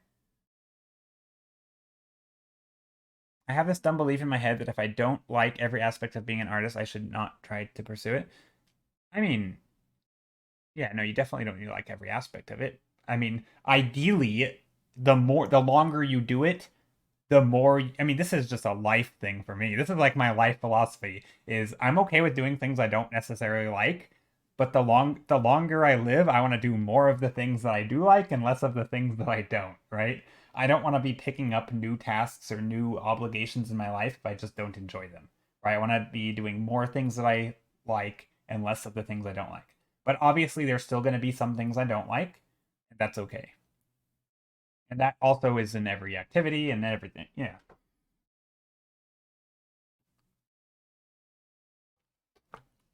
Um, yeah, I don't know anything about Nathan. I didn't know Nathan Fowlkes has a book, but that's cool. I should get it. I like Nathan Fowlkes. I think he's a good teacher. He's one of those artists. He's a good artist. Don't get me wrong, but I think he's a great teacher. And I feel like he's the opposite of a lot of people who are great artists but not good teachers. I mean, he's not a bad artist. I'm not saying he's the opposite of a great artist. Like he is a good artist, but he is a like I feel like when I think of Nathan Fowlkes, I think of a teacher first who has experience doing art, and his experience is sort of validation for like why he's good, but also he has good work too. But it's kind of I don't know. He just he teaches stuff. I think he teaches stuff well. I can't imagine any job where I enjoy most things or even more than 56. Yeah, I mean, yeah. I mean, I think some people this is where I think I hate that I know the term sound I think it was you who said you don't like the term mindset, right? Because it sounds like this slimy like influencer speak or something. But I think this is there's actually some studies on this, some scientific studies and probably I think psychology journals or papers or anyway, it's psychology studies. And what they found that basically among like happiness in jobs or like fulfillment sort of in jobs, and what they found is that the job itself isn't actually that important. It was more about how the person viewed the job. And so they kind of grouped them into like three different categories. The first was um So it basically came down to how you view the job. So like you could have three different people in the same exact same job, but one of them treats it as like a job, which is just the means to an end. The other is like how they view themselves, like influencing others. Actually, that was like the last one. Like, do they feel like they're actually helping the world or making an impact? And even something like being a janitor, right? Some people are like, oh, I just need to pay my bills. I want to get out of here. And then the other person is like, this is important work because I'm making the daily lives of other people better.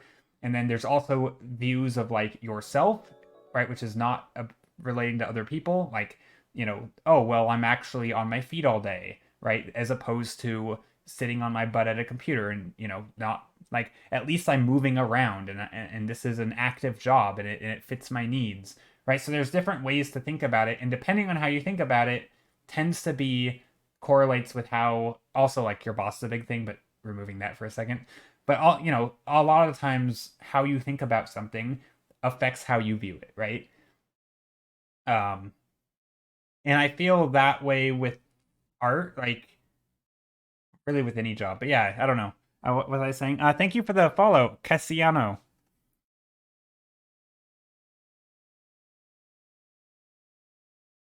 But yeah, I think like I think if you're finding the things, for example, let's say you're doing games, and I think it was I'm gonna name drop Rona here, but me and Rona were talking once about like career stuff or just like art stuff related careers, right? Like working in games or animation and we were talking about sort of having a job that you feel like, I mean, art isn't the most world changing thing, right? You're not literally saving lives, right? You're not a doctor. You're not if you're just drawing dragons for fun, right? And you're selling them because people like dragons, this isn't exactly, deep and meaningful work. But on one hand, you can take the perspective that that's not important. It's not affecting, it's not making the world a better place. But on the other hand, you can say, well, it is making people's lives better because they enjoy it, right? It's it's not negatively affect. It's not like you're selling drugs to make people feel good. Like it's a real physical thing they can have, they can cherish, and you can make their lives better, right? You can also inspire people. It's imagination and all sorts of things. So there are ways to think about art for like the long term that is so much bigger than the a silly dragon you're drawing. I think a little bit of that is BS. Like, still, obviously, you're not changing the world the same way that, say, I don't know, doing charity work in some place where you're actually helping people, like yeah, anyway, it's different, right? You're obviously helping people in different ways. I'm not claiming that it is actually just important, but I think having those views in the back of your head can help you appreciate certain things more. So like, I may not enjoy the day-to-day of a certain job, but knowing that you're making a difference, it can be important. And that can give you a sense of like, sort of extra energy about why your job is actually not bad, right?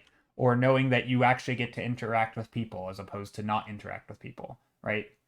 Maybe you don't like interacting with people, but there is an element of like, well, people, it's good that I'm doing this, right? So, yeah. Um, Negative aspects of life create a contrast with the good aspects.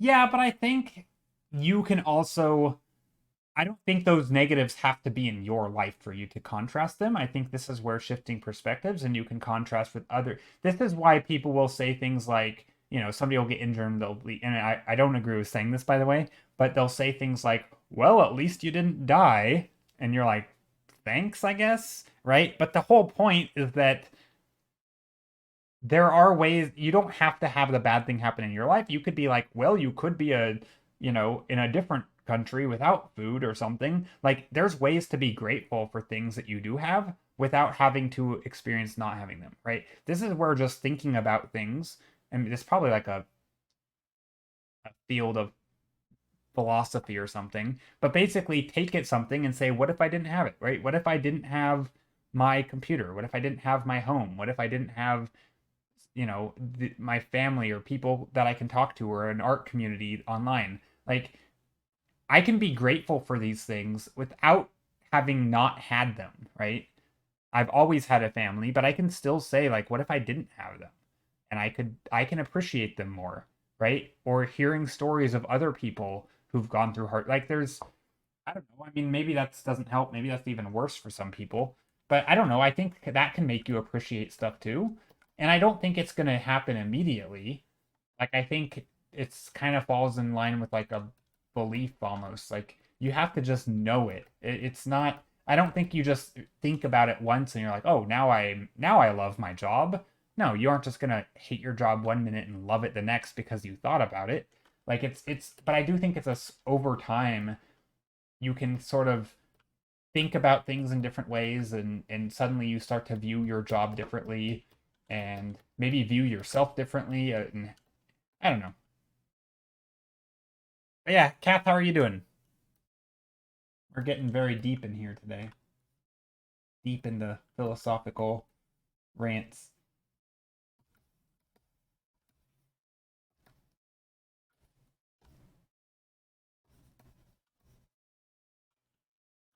How are you doing? I'm doing well.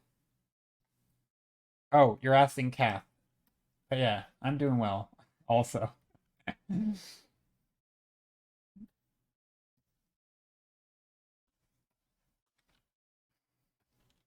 Actually, something I am currently doing in my life, whenever something even slightly nice happens, like seeing a pretty flower, maybe a cat passing by, I literally can literally whatever actively demand. Oh, nice! I can get in a more positive mood through that. Yeah, I mean, so this is another. So talking about the big perspective, right, and thinking about things in a positive way. This is the exact reason why I think I love art so much, is because even though I may not be changing the world, I can view other things in my life in terms of art. So it could be learning things, right? It could be learning about, geology or planetary science or whatever. It could be learning about lighting and physics, or it could be learning about plants and botany or human anatomy or in physiology, the way people move. It could be about anything. Um, and all of that can suddenly become so much more rich and interesting because I have an extra reason to know it is that I can now paint it, right? So just on a personal level, it makes the rest of life more interesting, right? So that's like a really weird perspective. And I don't think a lot of, especially if you don't do art, you're never going to be like, "Oh yeah, I like art because it makes all the non-art stuff more exciting." Like, no, who thinks like that? But I think it once you've done art and you think about it, and you're like, "Oh wow, that's an interesting way to think about it." Um, so yeah, I guess those are my ramblings. Um, you're playing Minecraft too. Oh, nice. Let's see. Prep in uni this semester, this Monday. Doing great. Enjoying the thumbnails and existential crisis. Yeah, I'm playing. Wait, who's playing Minecraft too? Wait, is Kath playing Minecraft? No, Kath isn't. Spiritless Wolf is playing Minecraft. Nice, get mining. Yeah. Who else is playing Minecraft? I think I missed it.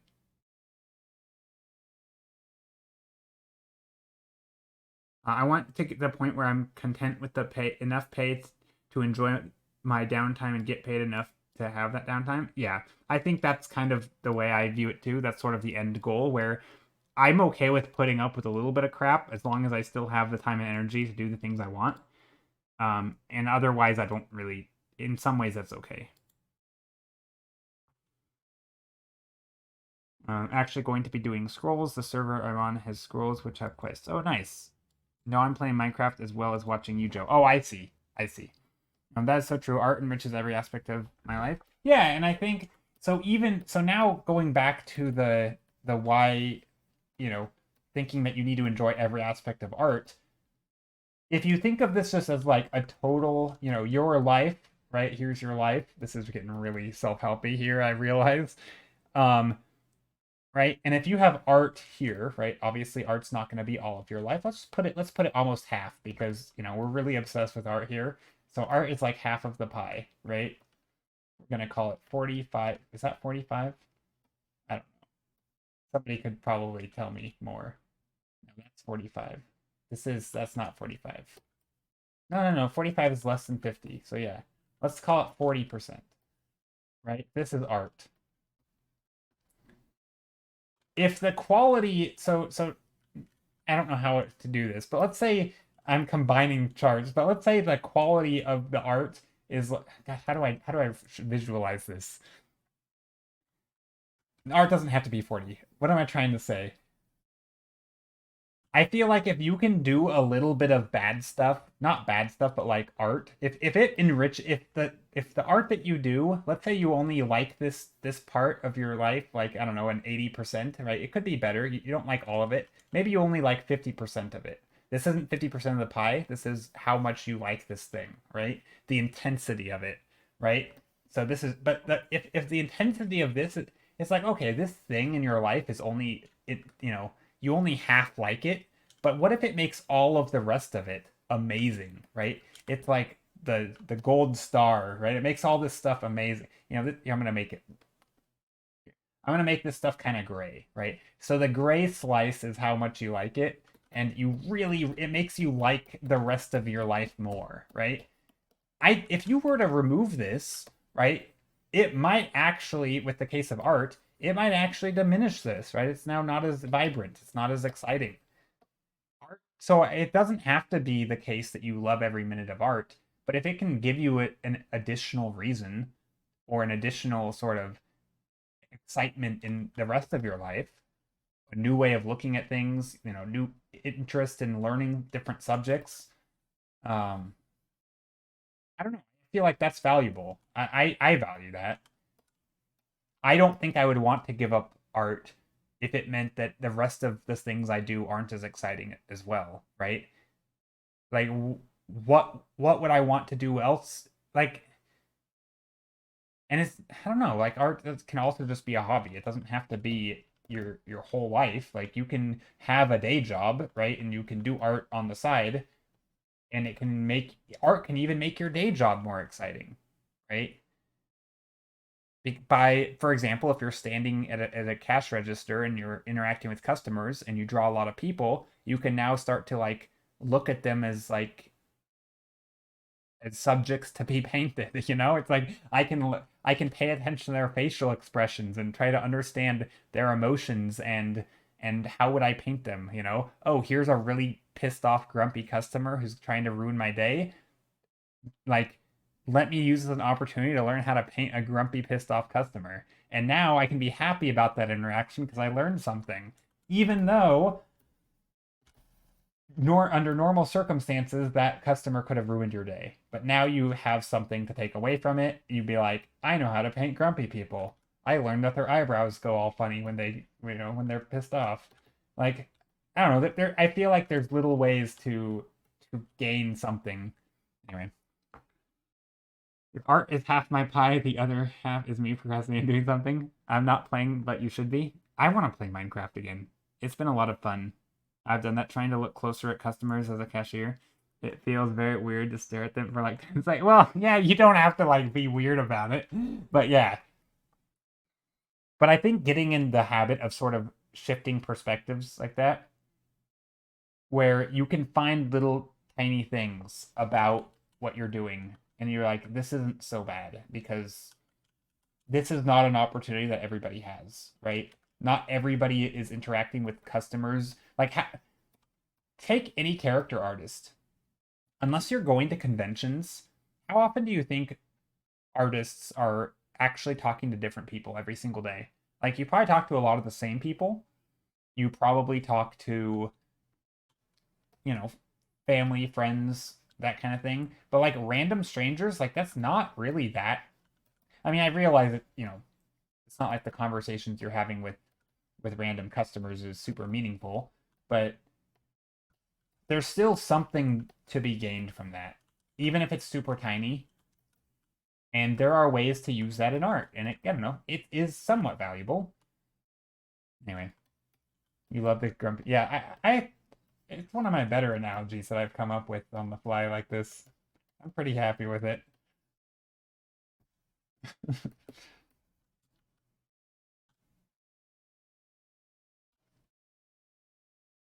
Anyway, what am I doing? I'm noodling on the same painting for way too long.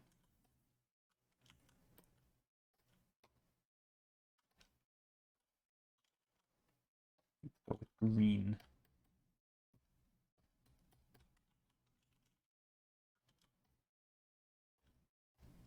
Ooh, I have an idea. This could be a tower. Another tower. I don't know if I want this back here or not. I guess we'll have to get rid of that.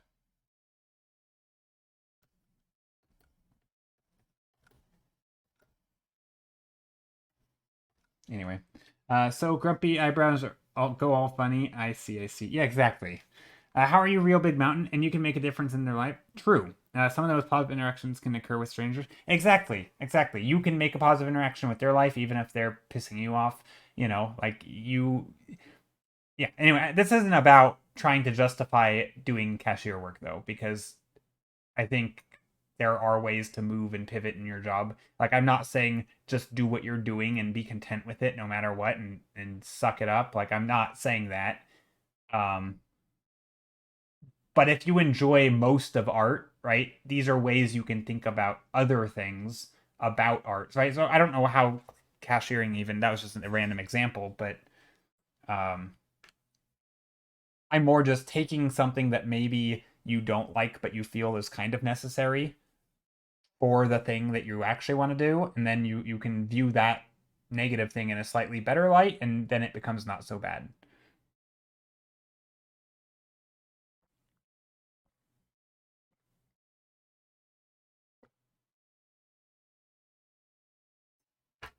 Okay, I'm sorry, I was drinking my tea.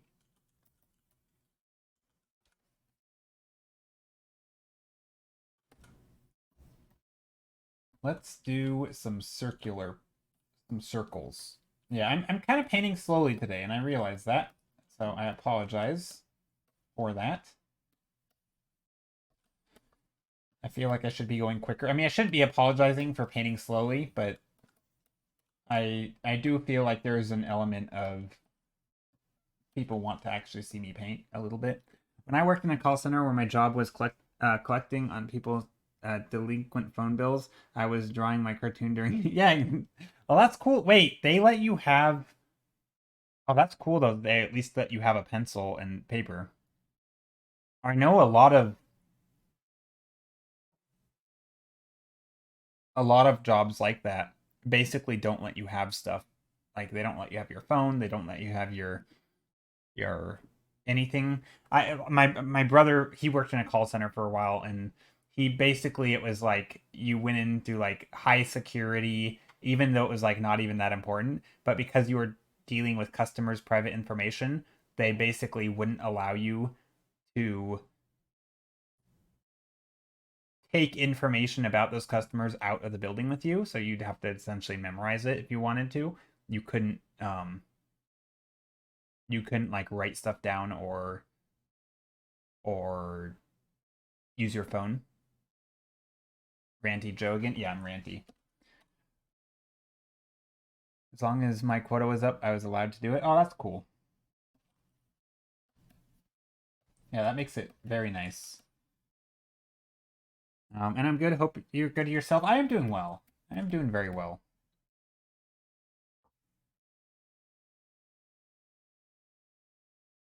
If they don't let you relieve your stress somehow in a call center, that would be called hell. Yeah, that's true.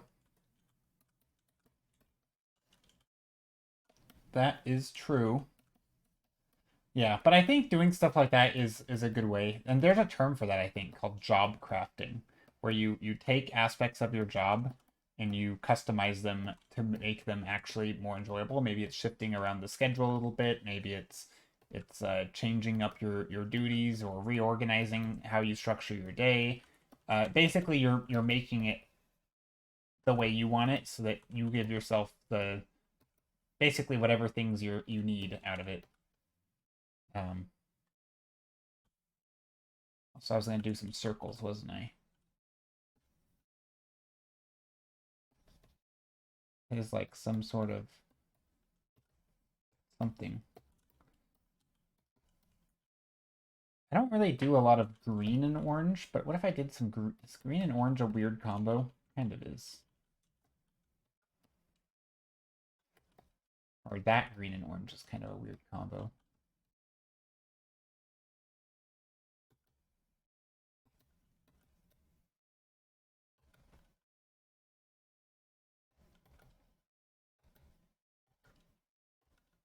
Hmm. Hey, Basilisk, how are you?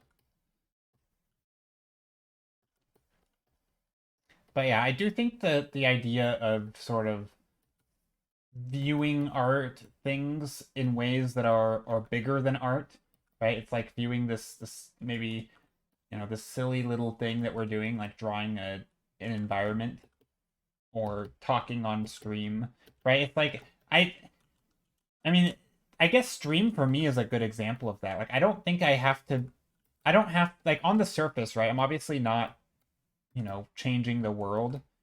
But there are people who might be wanting to do art but are feeling unsure or something. Maybe there's people whose day I slightly brighten up in one way or the other.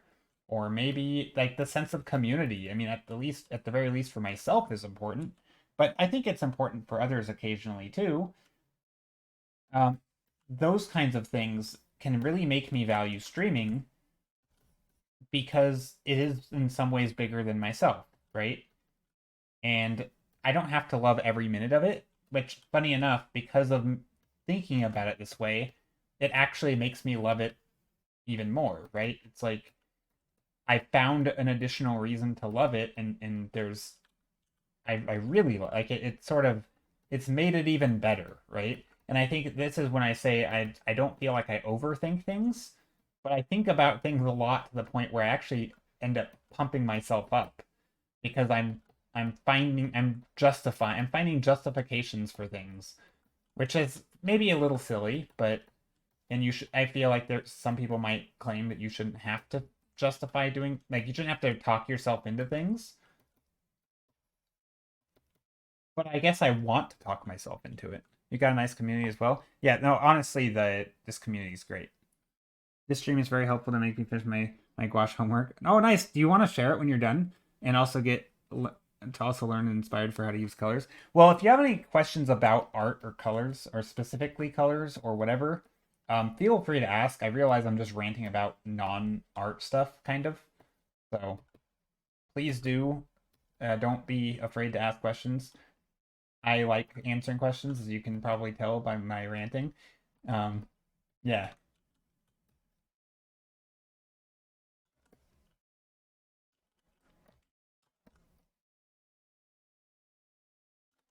Okay, let's do a. I mean, these are all kind of the same, but whatever. Um, Cass said, "Wait, not to be negative, but can anyone in chat write their worst and most annoying job? I really want to do some annoying job on the side for a while to get a new. No, I don't think you should strive to have a terrible job. That I mean, if anything, yeah, I don't think you should do that.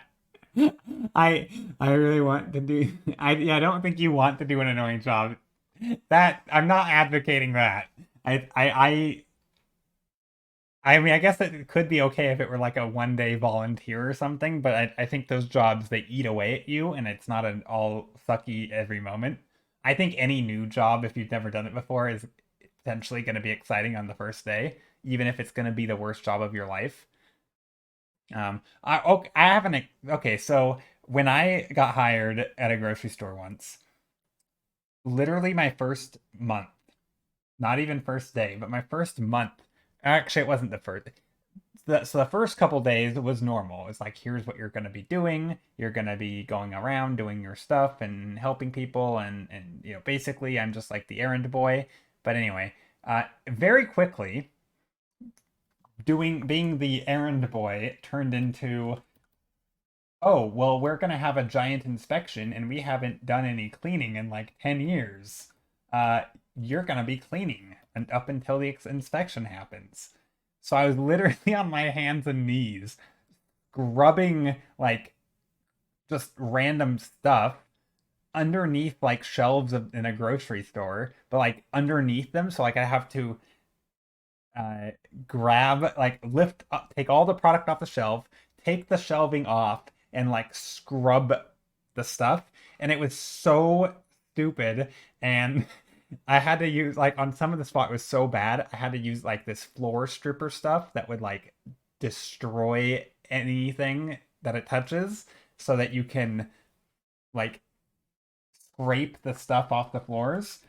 And I destroyed some of my pants, like a pair, like one or two pairs of pants I destroyed because that stuff was so horrible and they didn't give me anything proper to like. It was just the crappiest job ever, and yeah, that was bad. And then it ended and stuff changed, but still, it's like holy crap, that was not a fun way to. Yeah, that was not a fun introduction.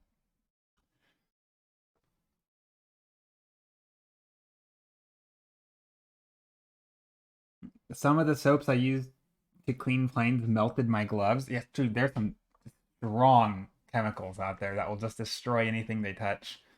That's insane. Okay, Kath's bad experience says I worked as a cashier, as a dishwasher, in an office, a factory for metal tools, and in a factory for medicine. The worst jobs were cashiers because the people. Then the factories because it's boring and sometimes very hard work.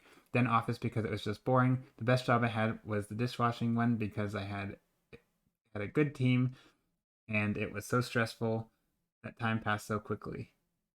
Really? Wait, the stress made it good. Okay, interesting. I guess that's fair.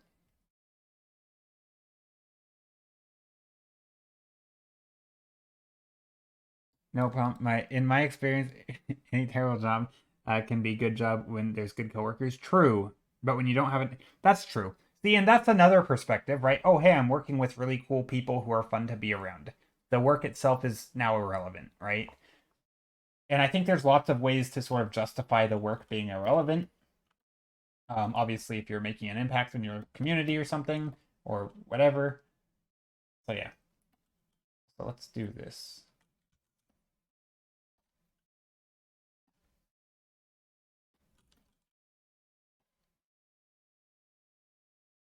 We're gonna do a giant tower.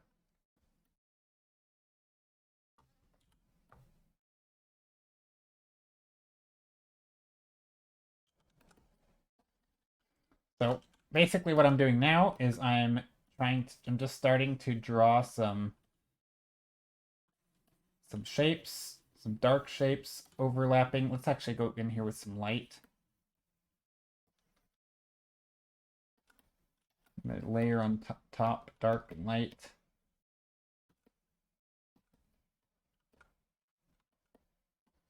Yeah, I came to work 5 p.m. and 10 minutes later it was 10 p.m. and we were closing. Nice. Also, a 5 hour shift sounds amazing. I feel like that is about the perfect length for a job. I, yeah, I'm a big fan of short work days. I think 5 or 6 hours is about the perfect length. I think 5 hours is the perfect length because then you don't feel like you have to take a lunch kind of. You know, you can eat before you work and then you can be hungry at the end of your shift and go leave and go get something to eat and just never come back. Um, I feel like any longer than that and you start to feel like you're missing a meal or you feel like you have to eat a meal and then it just drags the day out even longer because you're still not done and it's just taking, yeah. I feel like 5 hours is like a good amount.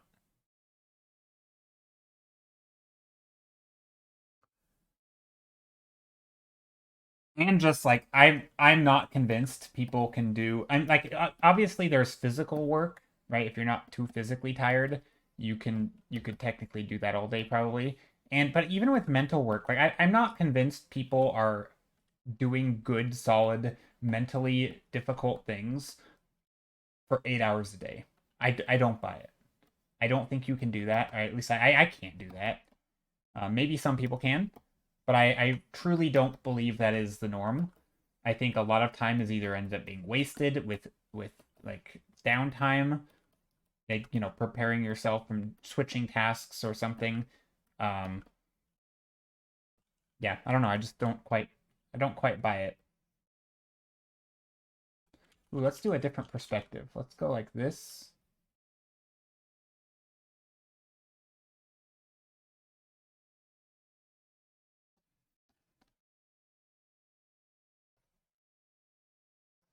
I totally get you. I hated these days where there were no customers. On the most stressful days, I kind of get into the flow state.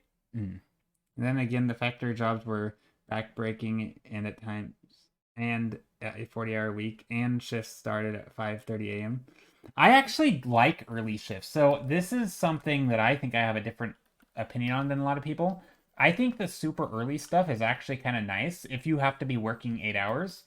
There is something nice about getting off at like at 2 p.m. It's super satisfying to be like, yep, it's 2 p.m. and I'm done with work. Like, I don't know, it feels good. Obviously, then that means you have to go to bed early, but I don't know. It's something.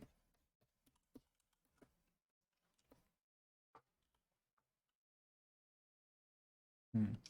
I have an idea of what I want to paint, but I'm not sure how to paint it. Not in this tall perspective.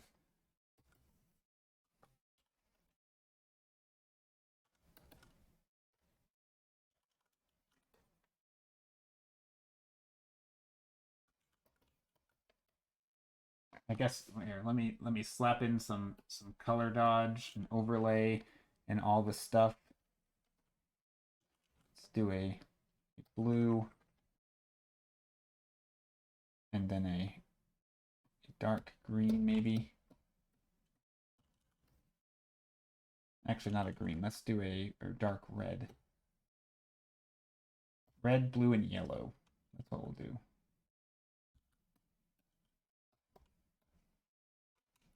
I'm starting to get an idea here.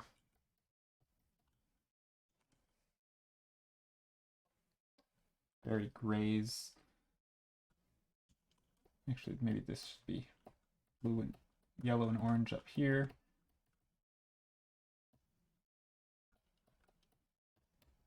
Okay, now I'm going to do color dodge and see what that looks like. Just trying to slap in some quick color.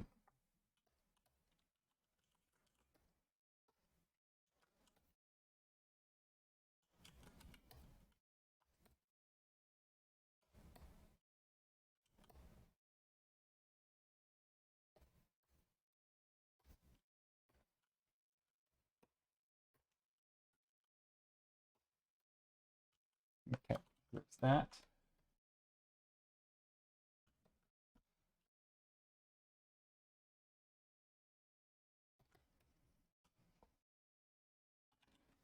And let's take some of these brushes. So basically what I'm trying to do now is just add some interesting lighting effect.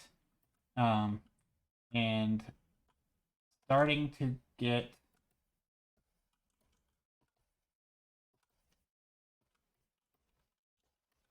I do want the scale to be really grand.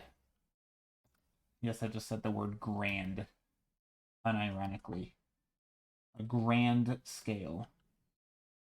So I'm trying to add some intricacies to the building. Very large and imposing castle or building.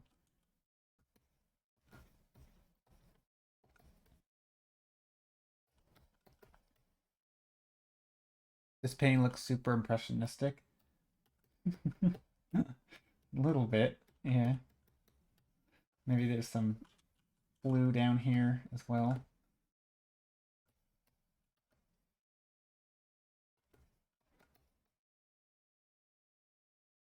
But yeah, I think this is gonna be. I'm gonna try to really push the scale of this. Yeah, it is a bit impressionistic. Also, there could be little things like this. I don't know quite what would be happening back here. I do feel like maybe there's a.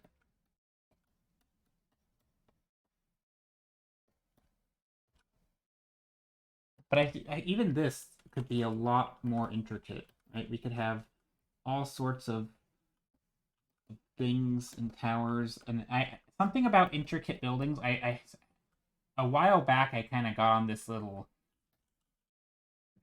detail kick when it comes to buildings and architecture, and sort of this idea of this super zoomed out epic scale building where you have all these little intricate stuff, right? And you just get the sense that the scale is massive. And I haven't really filled that craving. I don't know why. It's kind of just been sticking in my head for a bit. Um, yeah, and it hasn't really filled that craving yet. So I'm still kind of constantly searching for it.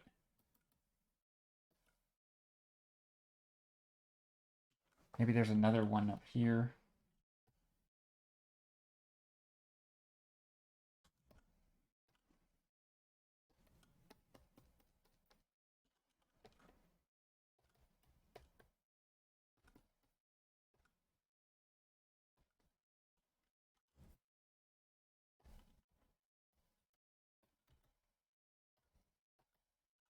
But yeah, do you guys ever do that where you have like something that um Joe, you might want to look at the Pope's Palace of Avignon. Let me take a look. I think that could fit that. Okay, let me Google. But yeah, so do you guys ever do that where you have this idea, but you haven't really been able to fill the itch or itch the scratch? Oh yeah, this does have some cool stuff. Look at this. Very nice. Yeah, it is pretty. It is pretty intricate, I guess. What the heck? Why does the Pope have that palace? What does he even do? That is a good question. Dude, who you know he doesn't call it a palace. You know he calls it a castle. He just wanted to live in a castle and think of himself as a king. Play hide and seek. This is beautiful.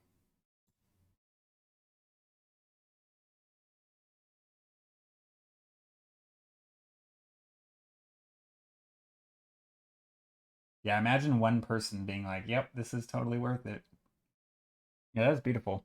Let me open up a pure ref document. Also, Kedron, I don't know if you're in stream, but I just see the sketch thing you posted, and Jorge's new or one image. Let me do the opening up of where is it? Where's pure ref? Where did my pure ref go? The heck, it moved. Okay. Oh, weird. I just got confused. I saw my Discord avatar because or my profile picture because I changed it, and I didn't recognize it for a second. I didn't recognize my own name. uh,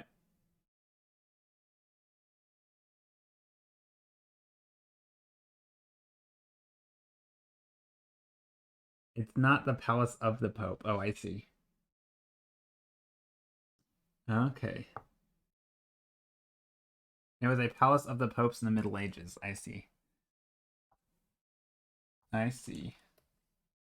But yeah, no, that is a cool image or a cool building. Just has these little intricate things.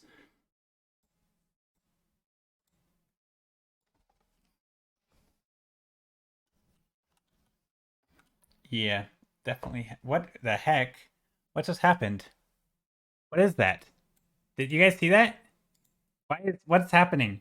Do you see that? Sorry, Kofi. What is it saying? I can't even read that. What? Kofi has a lot of traffic right now. Please try. How long has that been up there? What just happened? Why did that do that thing?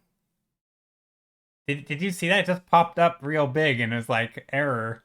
Oh, it just did it now? Okay, I guess I'll just hide that. That's very weird.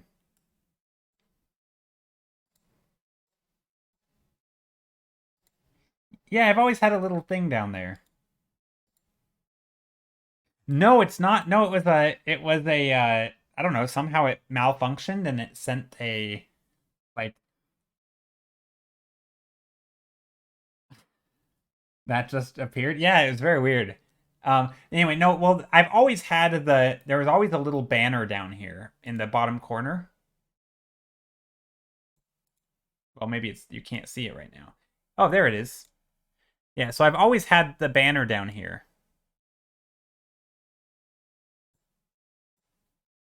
Oh, stop it. Anubab, wait, this is a family-friendly stream. This chat kills you every time. Yeah, but anyway, so it's always been sitting down there as just text, but then suddenly it malfunctioned and went haywire.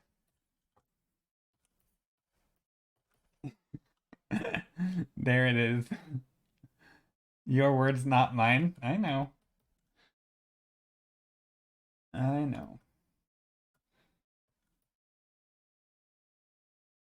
Your interpretation, though. Okay. But yeah, I think a lot of what's going to make this more interesting is so if I'm looking at references here, which I normally I'm not looking at references at this stage, but it's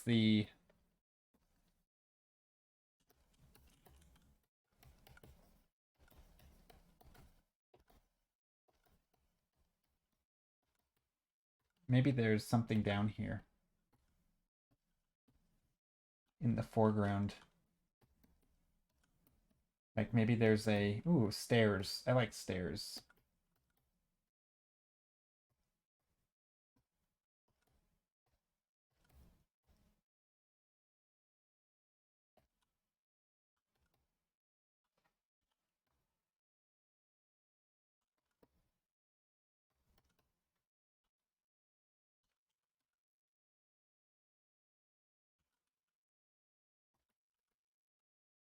There we go. Stairs here. And then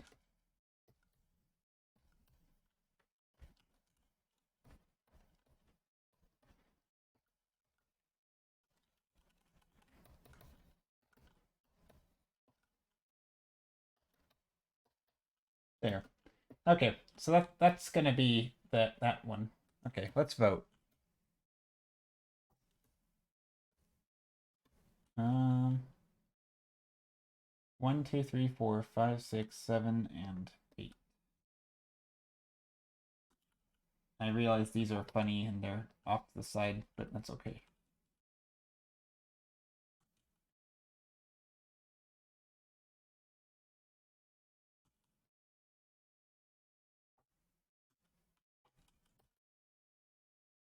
There we go. Let's just put in some lines there to clean it up. I'm gonna need a 8 straw poll. He only swears while playing It Takes Two. I occasionally swear, but I don't like to on stream. I like stream to be when's voting time. Voting time is very soon, Kath. I just need to make a straw poll.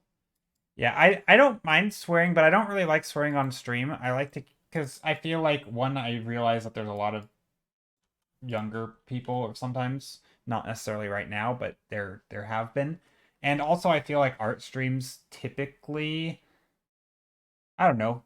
I think in some ways the demographic of people of sort of the audience, or at least a little bit of what appeals about my stream, is that I think sometimes there's new artists. It doesn't have to be young, but young people often could be part of that, right? So basically, people who are getting into art or who are sort of learning things, and I don't know. I think that includes younger people, and it just makes sense to make it family friendly. Like anyone, in kind of my one of my messages, I guess, or one of the things I believe strongly in is that anybody at any age can learn to do art, which basically is this is a stream for everybody, right? There's not a very specific demographic. It's kind of literally anybody, and that's yeah. So you let beginner artists swearing. No, it's not even swearing. I don't mind swearing. Um, but I don't know. I feel like there's not a need most of the time. Should I make a poll? Oh yes, if you want to make a poll with 8 options, feel free to drop it. Yeah, I was just chatting and not doing that. But yeah, if you'd like to do that, Kath, I would very much appreciate it. But yeah, I don't know. I just feel like with the sort of brand of my stream, I don't like using the word brand in that context. It sounds weird. But yeah, with just kind of the brand and mood of my stream, it just I feel like to me it makes sense to have a stream where the content and the subject matters kind of stay, it's something you could have on. Imagine you were a 13-year-old and you were sitting on the couch and your parents were in the living room. Like, I would be okay with that, right? I don't want a stream to be like, people passing by judging you because they hear you say something that is, inappropriate and taken out of context and you're constantly making crass jokes. I don't know. I just don't feel like it's the place for an art stream. Or at least not my stream, right? I love other streamers who do that, but I don't really enjoy doing that when I'm talking about art. It's something I'm kind of passionate about, and I don't. And not that that really goes hand in hand. I mean, obviously you can. I don't know. It's just the. I don't know. It's just the way I choose to run my stream. I don't really even have a strong reason other than it feels right and I enjoy doing it this way. So yeah. Thank you, Kath. Oh yeah. So there is a straw poll. To vote, you do this. I have to break. Never mind. There's a straw poll. You should totally click it and vote for the ones that you want. Do you swear while drawing? Not really. No, I don't have a reason to. I mean, I don't really. I don't know. Swearing is something. I mean, I do swear quite often, like on the daily, but I don't use it. I don't know. I guess also stream is a time where I focus on myself a little bit. I focus on how I talk, ideas and things that I'm doing, right? There's very introspective, and to me it just makes sense to say, like, I don't think swearing is ever necessary, and I feel like most of the time it's because I just lack the better thinking or words to express myself, so I just use a swear word because it's easy. And I don't know. To me, it feels a little lazy. I'm not against swearing at all, but I think on stream, I owe it to myself to be the best version of myself. And if that means that I'm interacting with people, I don't know. I feel like there is an element of presentation to it, right? It's like wearing a suit to a meeting. Why do you do that? Because there's a presentation to it. It's not that you truly believe suits are superior, right? I don't think not swearing is better. It's just it's a presentation, right? It's the way I'm choosing to conduct myself on stream. And I don't know. I don't Yeah, it's not something I really think too much about. It just feels right.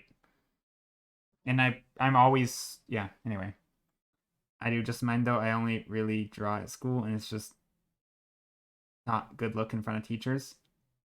I believe suits yeah, see I don't. I think sweatpants and t-shirt can be comfy as heck and comfort is superior personally, but I also think there is a time and place to dress up and that's fine. Or there's I talk differently in a library than I do on a stage. I don't not on stages very often, but I'm gonna I'm gonna conduct myself differently in a library than I will at work, right? Than I will at home, or than I will wherever I go, right? If I go to the post office, I'm acting differently than I am at a party, right? It's just it's different, right? And on stream is its own different thing for me, and it's a space that I've carved out. Why is 7 written so poorly? Because I'm bad at numbers. Here. Are you hating on my handwriting? Get out of here with this. Okay, let me just start over.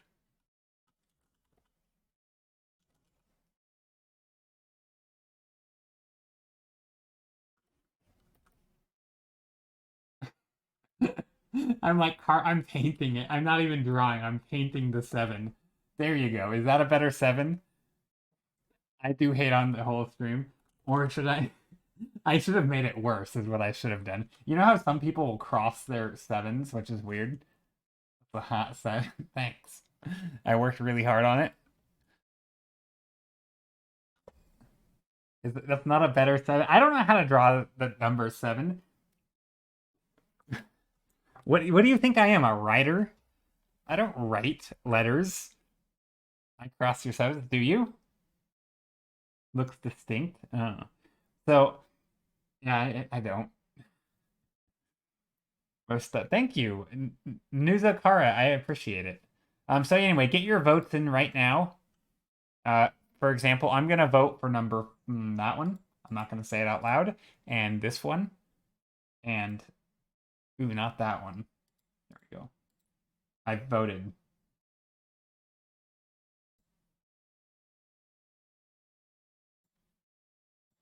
Your handwriting's crap, but you draw. Yeah, exactly. That's yeah. If there's ever been an argument though for style being part of you, whether you like it or not, I think. Well, obviously you can change your handwriting too, though, right? But like clearly, I'm not thinking of every brushstroke that deliberately. So there are elements to my brushstrokes that are like my handwriting, right? That just come across. I don't think that's the only part. It's one of many, many parts of style. But yeah, I know it's funny to think about it in that way. Like when I just write without thinking, my handwriting kind of sucks. And when I just paint without thinking, my painting is just kind of the way it is, right? Maybe sucky, whatever, maybe not.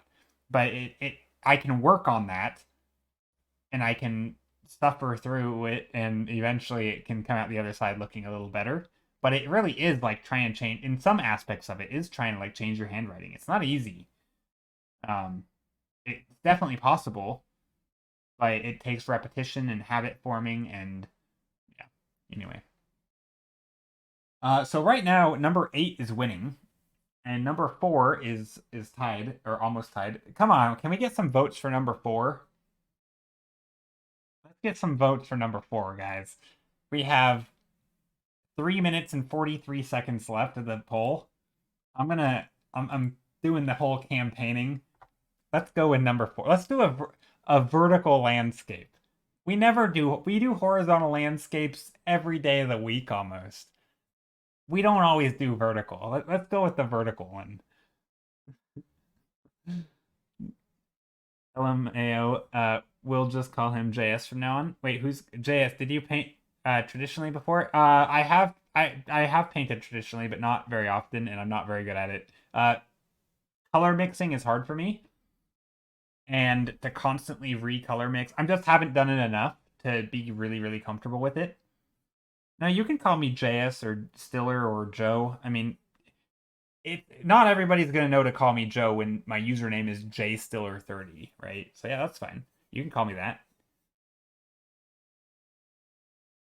But yeah, no, I have done traditional painting, but I haven't done enough of it to be really comfortable with the process of mixing paint and all that. But once I do it and I sort of just power through it, it's kind of the same. Like it honestly, I don't think my painting skills and traditionally are much different than my digital skills. It just takes me a little more time and effort to get the right color. So I have to have like a like paper or canvas off to the side that I can test colors on, to know what they're gonna look like next to other colors. Because it's not so much that I can't. So yeah, a little bit of it's that. I use a so I have some Winsor and Newton um uh water soluble oils. They're pretty cool actually. That's what I've been using. I haven't really been painting a lot though, so it's almost not even a. I don't technically use anything because I don't really paint traditionally, but I have, and that is what I have used. Anyway, voting is almost done. Number 8. Did we wait? Is voting done? Oh, it's tied. Number 4 and number. Come on, number 4.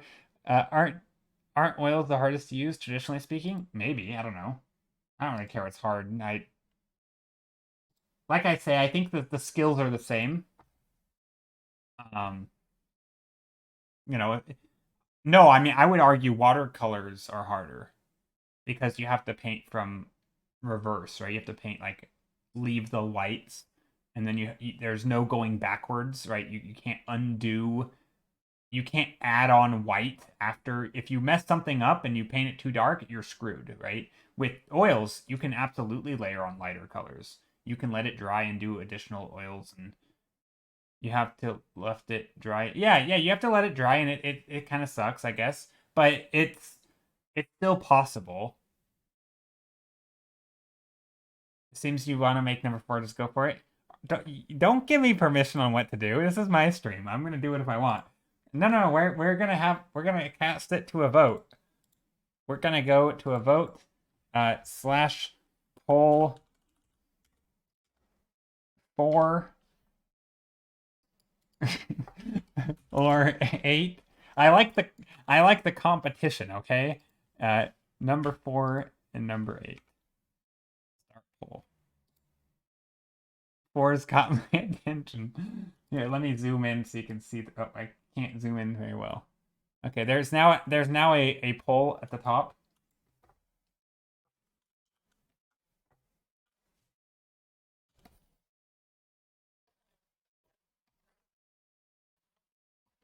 There you go.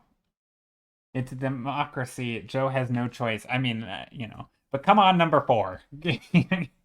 I'm gonna vote for number 4.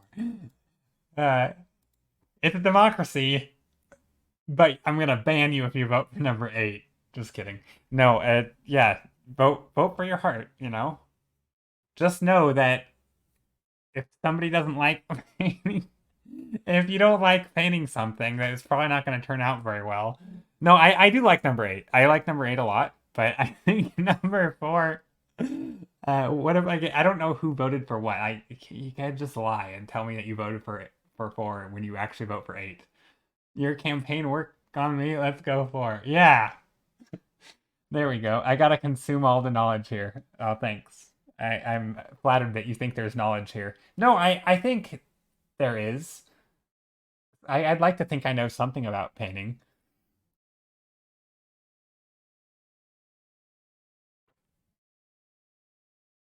Say, what? I never wanted 8. Who wanted number 8? Yeah, exactly. All right, well, it looks like number 4 is 1. I guess I voted for 8 out of spite. No, that's fine. I would, if 8 won, I would have voted for 8. Or I would have gone with 8, I mean.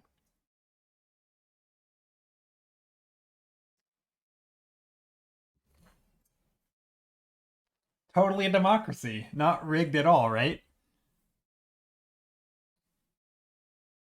Totally a fair vote. Okay, we're going with number 4. Also, let me undo this because I haven't put this in Discord yet.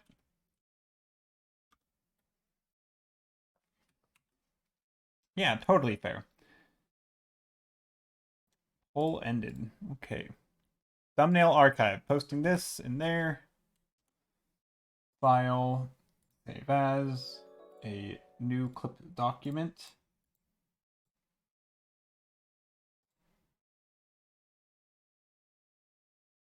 Oh no.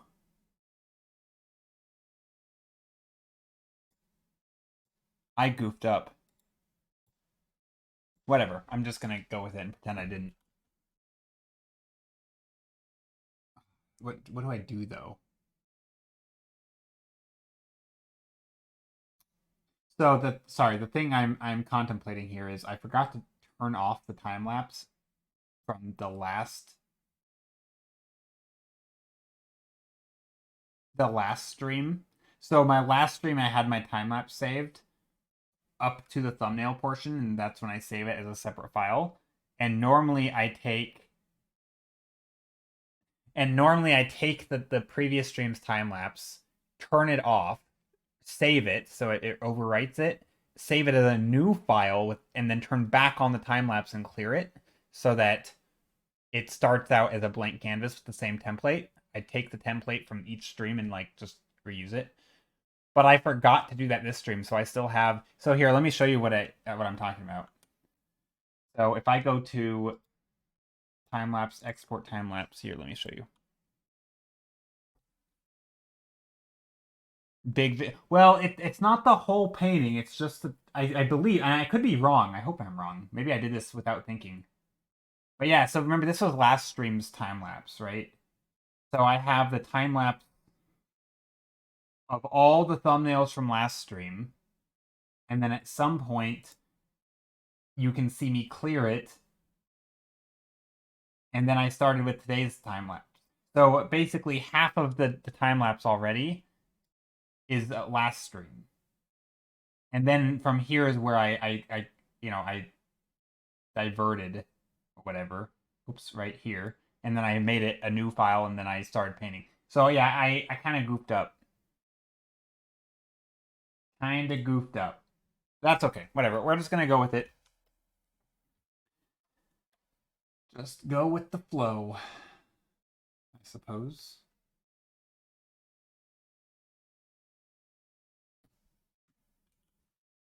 Yeah, I mean there's ways I could do this, but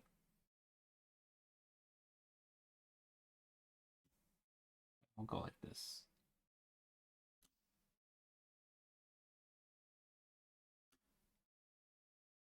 Yeah, a little bit of a double time lapse.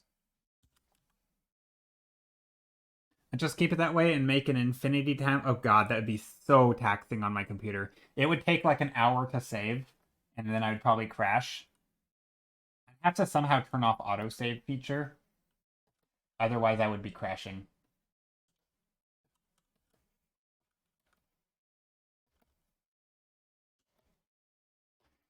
Not really a double. The second time lapse was meant to start on a blank canvas.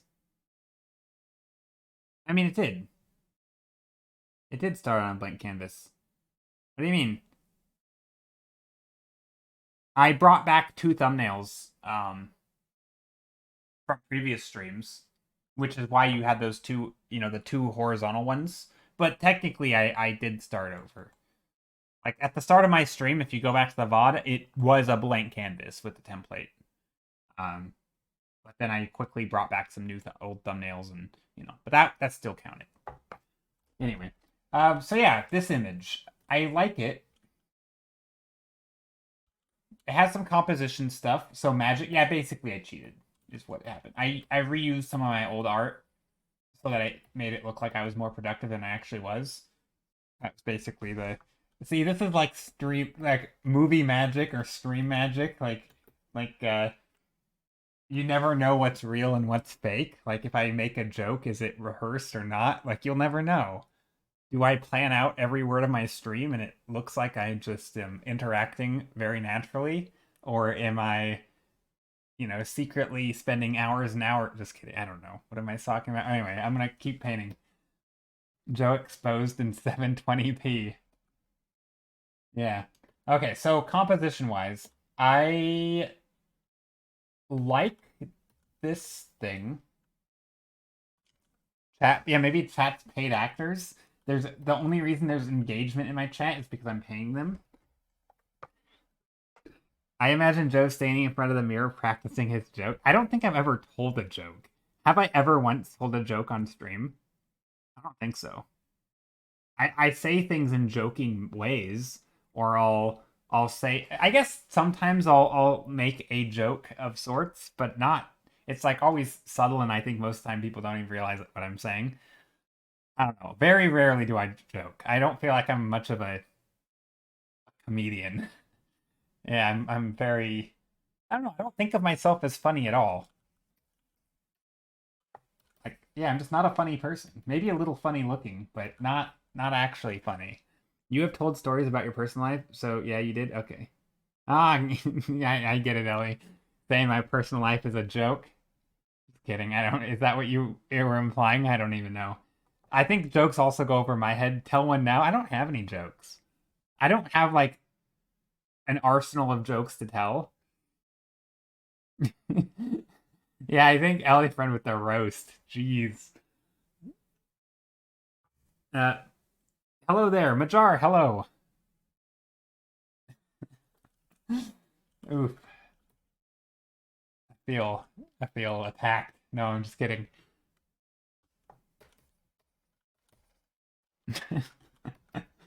I like it. Okay, so yeah, composition wise, I don't like this shape. So let me just duplicate this whole thing and start painting on it. So what I like is, let's use green. somebody asked this last stream, when you say you don't like something, what's bad? So to me, I have this nice flow, and then there's like a focal point, but I have all this weight over here, and I feel like the focal point should be here. Um, and these should be the supporting actors in the composition. So I could have, big thing over here, some stuff leading up like that. But right now I don't have that, so that's what I want to work on. Arsenal of jokes, you know what I mean. Wait, what? I don't know what you mean, actually. I have no idea what you mean. The Disney Viper, hello! Welcome, Raiders! Oh, also, since when was this a thing? Why is it so tiny? What's up, mate? Hey, how's it going? How was your stream? What were you streaming? And Abdusan and Klenha, welcome in. Welcome in, Raiders. Welcome to my stream where I apparently don't tell jokes. And no, I don't actually. I'm not a. We were just talking about how I don't think I'm a funny person. But yeah, how was your stream? What were you doing? Dang, you read my name really well. I don't even. How did I read it? Wait, did I read it Kienha or Klenha? Is that an L or an E or an I? Klenha, right? I don't even know how. Wait, I don't remember what I said. Klenha? Cleanha. I don't know. I don't know what I said. So now I'm gonna. Huh. Okay. Well, I'm glad I read it well. Yeah. How are you? Mine too. Abdusan. Abdusan. Yes, sir. Good man was reviewing my viewers' art for the past 2 hours. Always exciting. Ooh, nice. That is exciting. Yeah, if anybody wants to share any art, feel free. I am not much in the reviewing mood right now, probably, but I don't know. I'd be happy to look at it. I do like looking at stuff. It's a good way to take my eyes off of my own work. I was just reviewing my own art, trying to figure out. So I guess what I do on stream. Oops, not that. Let me open up this.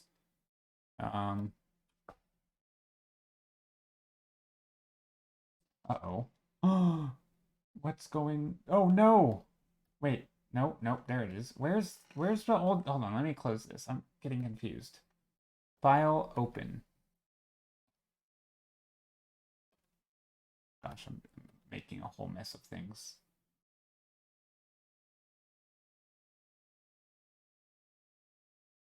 I don't know what I'm doing. Okay, apparently I can't do that. Let's file save as into the correct folder. I don't even know if I'm gonna have disk space for this. I think I'm screwing things up. But anyway, you won't be here for too long because 2 hours of consistent chatting and Dizzy's chat got my hands hurting. Yeah, no worries. And yeah, if anyone, yeah, make sure you take care of yourselves. Go get your, stand up, walk around, hydrate. Also, technically speaking, you don't have to be typing to be lurking. Just kidding. But yeah, no, I appreciate you guys coming in. Oh, glad your stream went well. I'm gonna head to bed soon.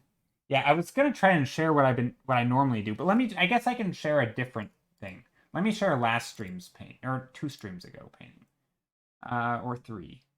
Which one?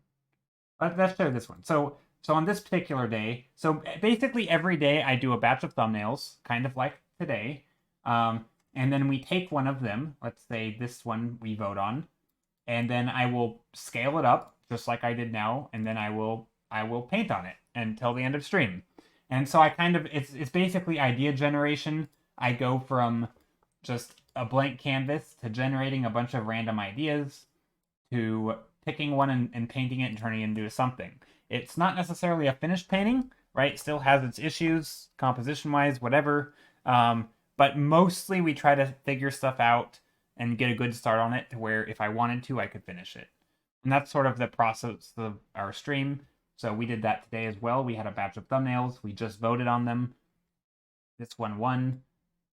I scaled it up, and here we are. And now I'm going to start painting on it. And yeah, basically it's just now a matter of solving issues, composition stuff. Yeah, that's kind of what we're doing here.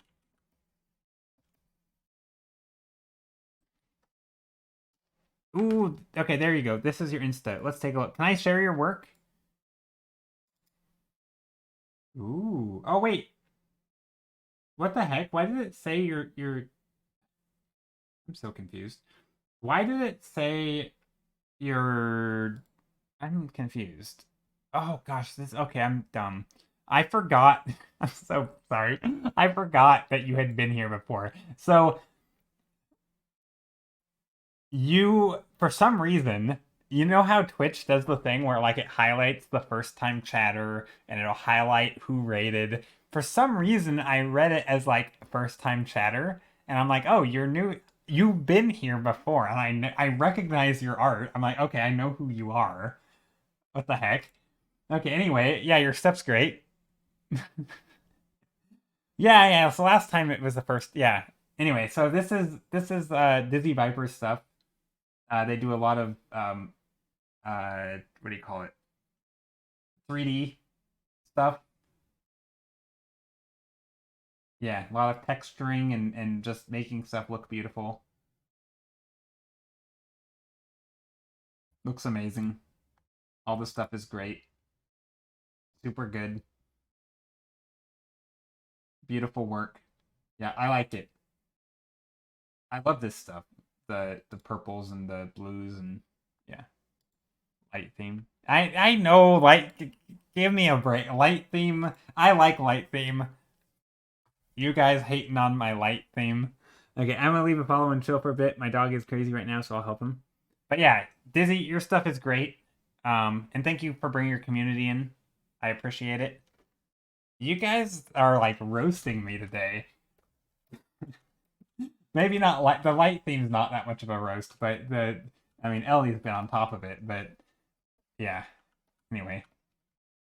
So yeah, I guess the thing that I want to do is focus the focal point on like kind of here, bring this stuff walking up to it, maybe make some interesting points along the way. Maybe put some characters or something walking up here. Yeah, maybe this will be a character, a few. But again, if these are stairs, maybe we have to add more stairs. Maybe there's some characters walking up here to show some scale. Also some at the top so that we can see some silhouettes of the characters. And I'll detail them later if I want.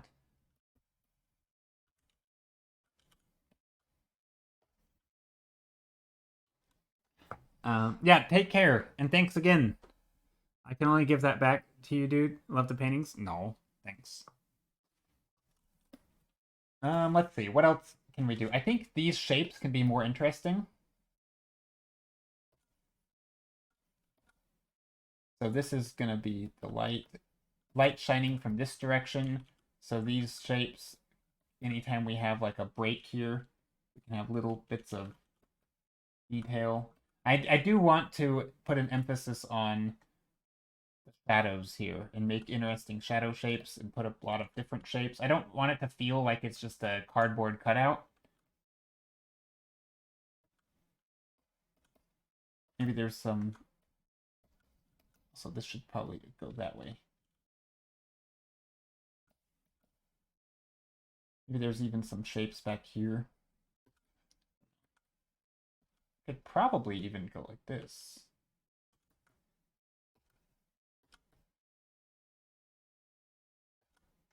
Something like that. Joe, question. Oh, I missed it. What's the question? Oh, there it is. Hold on. Any resources or things you recommend for learning landscapes? Yes. Gosh, at one point I had started a thing. But let's see. Learn. So those are not specific to landscapes. Um, what's a good single? I mean, there's a lot of everybody has different. I think it's still the same fundamentals, right? It's just a reordering. This is the way I explain art or environments versus say character art. It's the same stuff, right? It's still lighting and composition and perspective and drawing forms in 3D space, right? It's all the same stuff. There's a few other things though and elements of it that you use that you don't use very often in those like in character art. So things like atmospheric perspective tend to be important. Um, Linear perspective is pretty important. Overlapping shapes is important, right? These are the things that are a little more important than, say, describing form with line, which is very important in character art, but not so much in environments. But yeah, let's see. Some good channels. I mean, there's a lot of channels that discuss certain things really well. Like, some will discuss composition and overlapping shapes. Gosh, there's a few. Let me look. Let me go to my YouTube and see.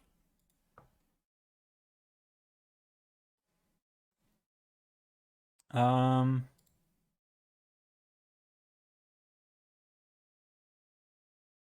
Gosh, I watch so many.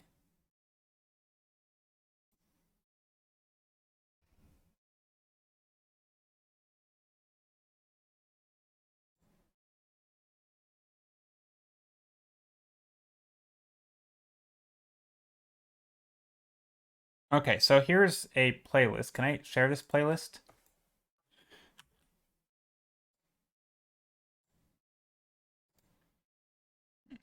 Ah, why is this auto playing? Okay, so these, I don't know when I added these. I guess all like a year or two ago. Um, I don't know. This isn't a comprehensive list, and I haven't added anything to this playlist in a long time. I don't even know if that playlist works. But that is a playlist I had at some point put together. It's just called I just called it landscape painting. So it's a playlist that I made of various things. There's some it's not in order at all. In fact, it's in a terrible order. It's almost in reverse order, arguably. But yeah, the first two I think are good. They're the modern day James and the Phil's design corner I think are really good. Phil's design corner is great for learning how to use perspective and draw shapes and objects in perspective. Then there's like let's see if I had to order. Is there a way for me to order them? I don't know. Then there's like some on color. Like the one by Devin Ellie Kurtz is kind of just a general how to draw stuff, which is honestly how I more think of it. It's basic ways of laying down things. Also, just watching time lapses and understanding the process. But yeah, I think for me, a lot of it's overlapping shapes, getting a sense of depth. I think if you have a space, say imagine you walk into that Matrix scene where they're in the white endless room, right? You walk in, it's pure white. You have your white background, right? If you want to make that an environment, right? Essentially, the one ingredient is that you need depth, right? There's distance between you and the background, right? That is an environment, right? You're in a three-dimensional space. So that's essentially landscape painting, is making things look 3D, putting yourself in a space. It has a ground typically, or some sort of place you could walk on, or not, maybe not walk on, but like objects in space, foreground, midground, background. There's depth, there's overlap, there's atmosphere. You can see things in the distance, you can see things up close. That's an environment, right? So as long as you can do those skills, you can paint environments. Now, as far as like what I'm doing right here, um, or in a quick thumbnail, if I were to do a thumbnail right here, I mean the basics to environment for me, I prefer to start with shapes and values, right? This is my classic. I do it every stream almost, but you start out with your foreground maybe, you have a midground which is a lighter color, and then you have a background color which is like, or even two background colors, right? You have maybe like a medium and a lighter, right? And from here, just by making overlapping shapes, big objects in the foreground, or let's start from the background, right? Small things in the background. Maybe there's some different shapes and interesting things, right? And then you have something else here in front of it, a little bit bigger. Maybe this one covers up some of that, right? And then it can go this way. And then you have another layer here, right? And you have stuff sticking up here. Like this very quickly starts to turn into an environment just because I have layers of depth, right? You have foreground, midground, background. You have things there. This already is an environment, right? Obviously, it's very, very simple, but and once you start doing things like adding in additional values, subtleties within these bigger shapes, I added some additional values here. Yeah, you start to get some depth. And the reason it's an environment is because you have a sense of space, right? If I were to put in a character, say that's standing way back here, oops, not that color, right? And he's using atmosphere, in atmosphere, there's a character here, he's waving at us, right? And then if I draw another character up here,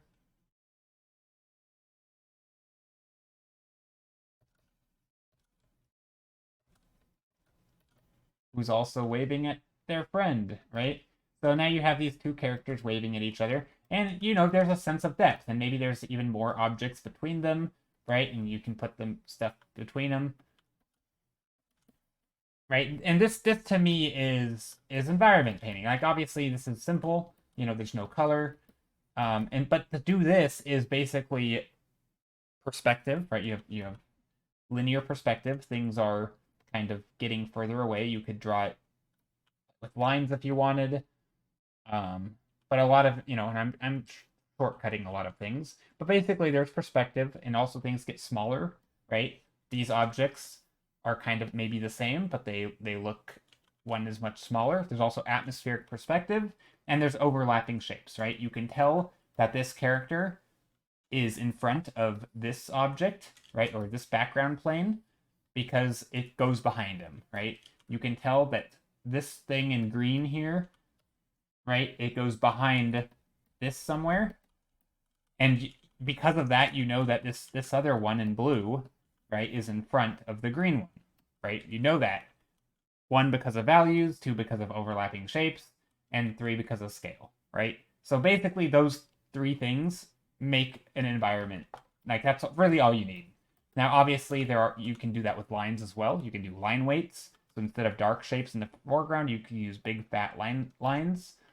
And you could use very light lines in the background, right? Same thing with lines.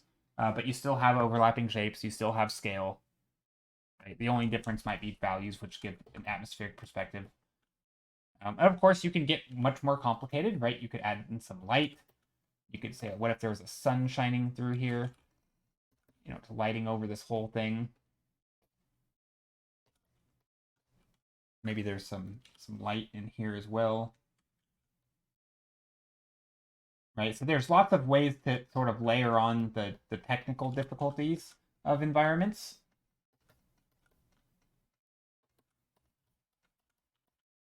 There's some light casting everywhere back here or something, right? So you can obviously change things a lot. But anyway, yeah, it's all kind of the same stuff. And so I guess that's sort of knowing those skills and then watching. So I just listed 3 things, right? Overlap, atmospheric perspective, and linear perspective. So now I would say go and watch videos, and as they talk about those things, right?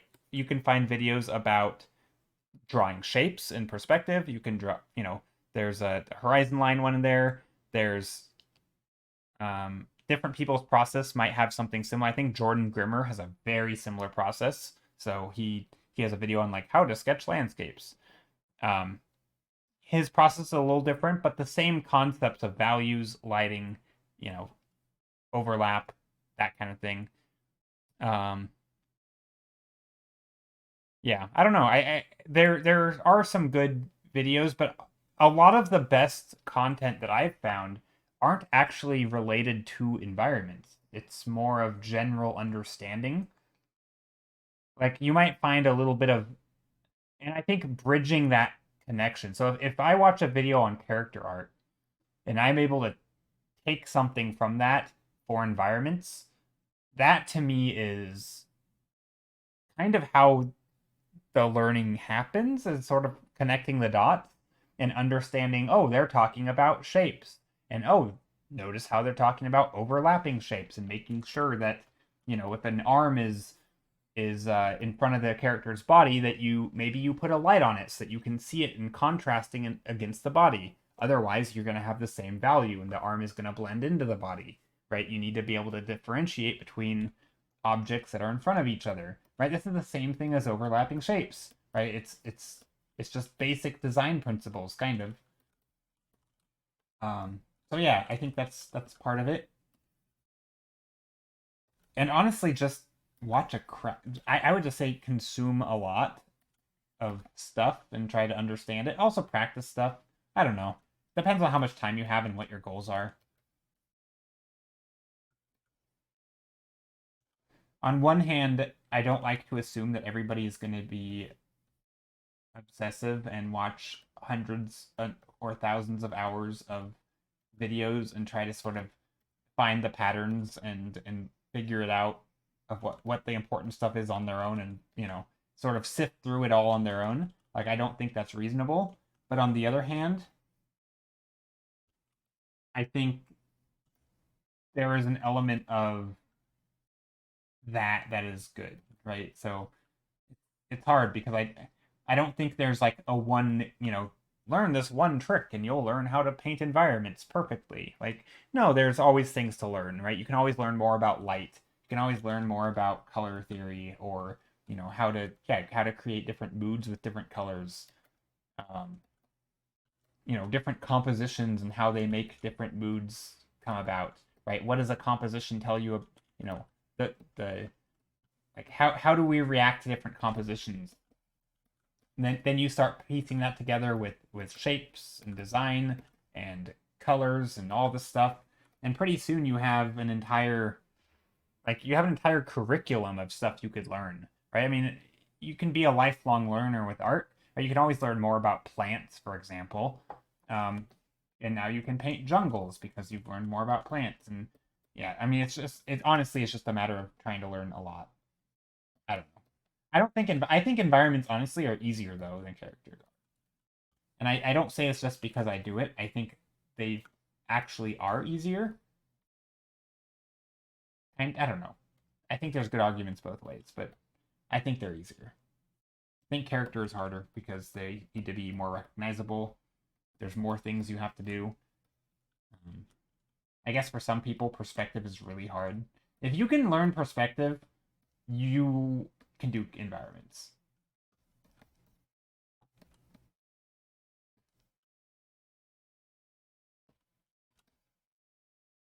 We're gonna put little statues here.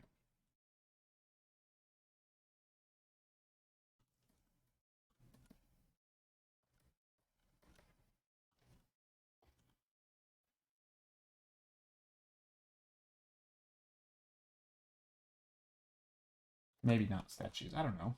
Could put little statues here.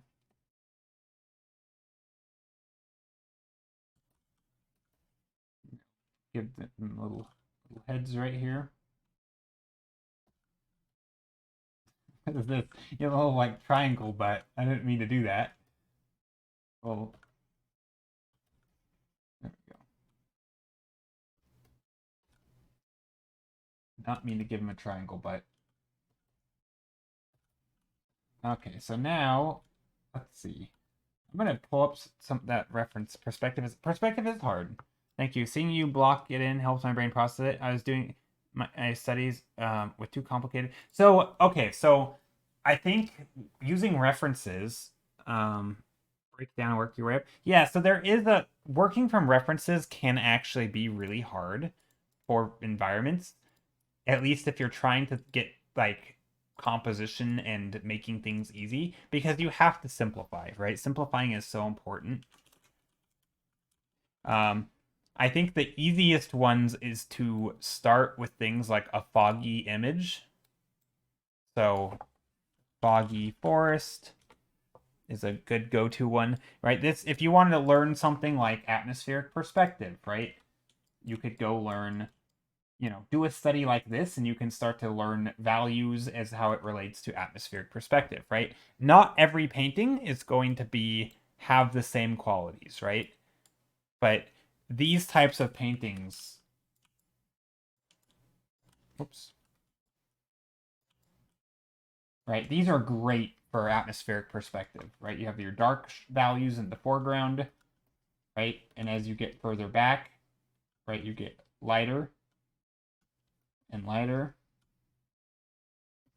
and lighter, right, until you're basically in like pure white. So you have this perfect gradient of foreground, and it goes backwards into lighter and lighter colors, right?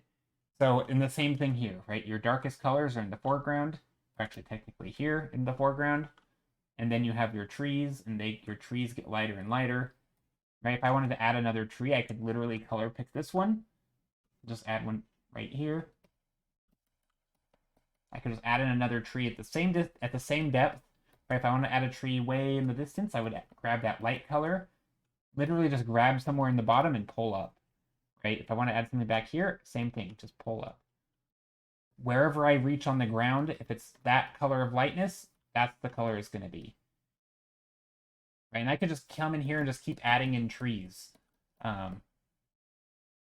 Want some in the back. Or maybe there's a big building in the background or something, right? And it's the same, this is just the same gradient, right? It's literally, I've made a gradient here. Right? And it's just, yeah, it's just a gradient. Just like you would set up a painting with my light to dark. Anyway, so this is like the easiest, but that's not really what it's saying. Anyway, let me go to something like a mountainscape though.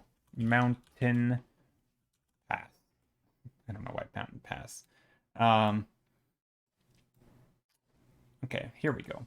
So this is like the next level, right? Because the first one was easy. This is still pretty easy, right? It still has dark shapes in the foreground.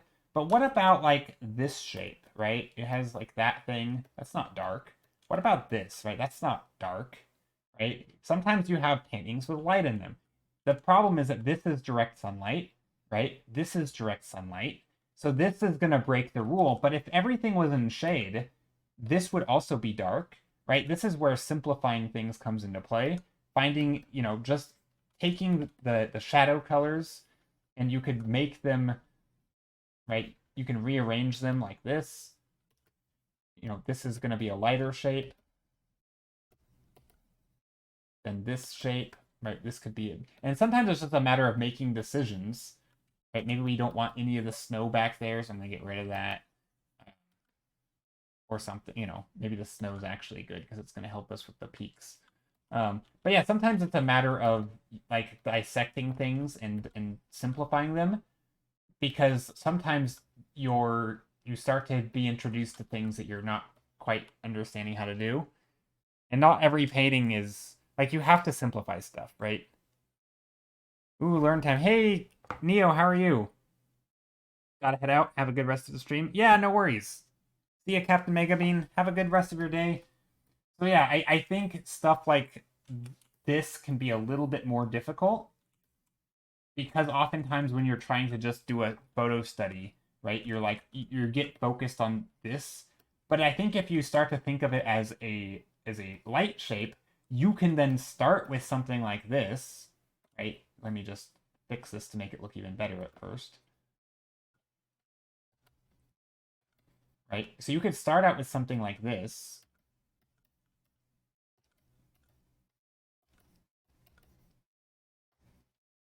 And then you could come in here with a lasso tool and say, oh, there's a shadow shape here, right? It kind of looks like this. And this is kind of like we have these little shapes over here, right? And then you could be like, okay, well, these are kind of greenish, and let me just lightly put in the green and yellow, right, to get the right color of light, or whatever I'm going to color pick. Oh, it's actually a blue. Who knew? I'm going to shift it, though, right? So, like, what if I put in that light back here, right? Like, okay, well, now I'm seeing what I'm supposed to see, right? It's still not quite right. Maybe there's some blending of the light because it's not perfectly even. Right? Oh yeah, there's light in the foreground here. Maybe I'm gonna make that shape nice and interesting, right? So you come in here, you're like, okay, I'm gonna make that. I'm just gonna put the shape in there. So this is kind of how I would approach it. Instead of just trying to paint exactly what you see, it's understanding how you can layer things on top of each other.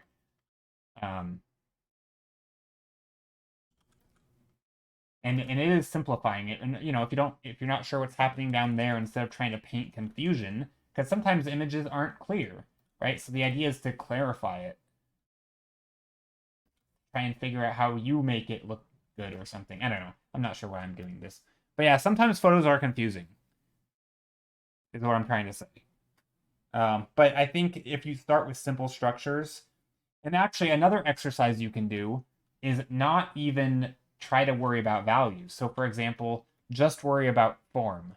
So if I guess this is more of an exercise because it's I don't know how useful it is, but you could take a painting. Here, let me try this. I've never done this really too much, but you could take a painting and say, here's the foreground, right? Here's a midground thing, kind of. I'm just gonna put this all as the midground like that, and then these kind of come in here, and this kind of comes in there. So you could then take this and say, what if I took this and I have to decide what's the foreground, what's the midground. So I'm gonna make the midground dark, right? Maybe you make this one. Let's see, how do I do this? Maybe you just separate them, right? So now I'm literally just taking different values. I would recommend dark foreground, but just even if it isn't dark foreground, you could still actually let's do dark foreground. Whatever. Let's do this. Um, right, just by separating the things into different values, right? Maybe then you have a darker sky. But hold on, that doesn't work because now this shape and this shape is blends in. So I need to do something here. Maybe I add another value. Sometimes it's just a matter of layering things so that you can learn how to break them down. Now, I wouldn't break it down like this. I think that's confusing. Doesn't look like an environment. But if I were to, instead to break it down with foreground, midground, background, this is the go-to, right? This is my go-to one where you have foreground, midground, right? And each time you go back. But now if you notice, the sky isn't actually this bright, right? This is not what it looks like. But this is a simplified version. And I think sometimes environments are a little confusing, but if you break them down simply, like you don't have to have the same values in the painting. I think sometimes it's a good spot to start because it's, yeah, I don't know. I like thinking of it like that. Of course, I'm going to turn that off. But like that, this works as an environment. Yes, the values are different, right? I could even put little trees up here. Values do look different, but it gives you that structure. And if you're just trying to quickly sketch something down, trying to do some complicated structure with lots of weird lighting everywhere, you know, we had lighting in the foreground and random parts in here and back here. Like trying to quickly get some lighting in is gonna. I think it's kind of weird to try to do it all at once, and it's a little hard to digest. But yeah, sometimes it's just a matter of simplifying things. It may not be the exact values, but it doesn't really matter. Anyway, my B-Day. Oh, wait. Hi, Waco. How are you? How long have you been here? Holy heck, sure, that piece is gorgeous. Wait, which one? This one? In the back? Wait, what? I'm gonna delete these. This one? Oh, thank you. No, I think you meant this one, right? This is the one I'm working on today. But anyway, I appreciate it. How was your birthday, Waco? Your birthday was wonderful. Thank you. Had some peppermint crisp chocolate cake. Later had sushi. Got lots of sushi lately from different people. Got cool doodles from an artist and a person from chat sent me a doodle from that artist. When she has traditional doodles, you can pay shipping to get it sent to you. Oh, that's cool. You're doing wonderful. Thanks. That's good. I'm glad to hear it.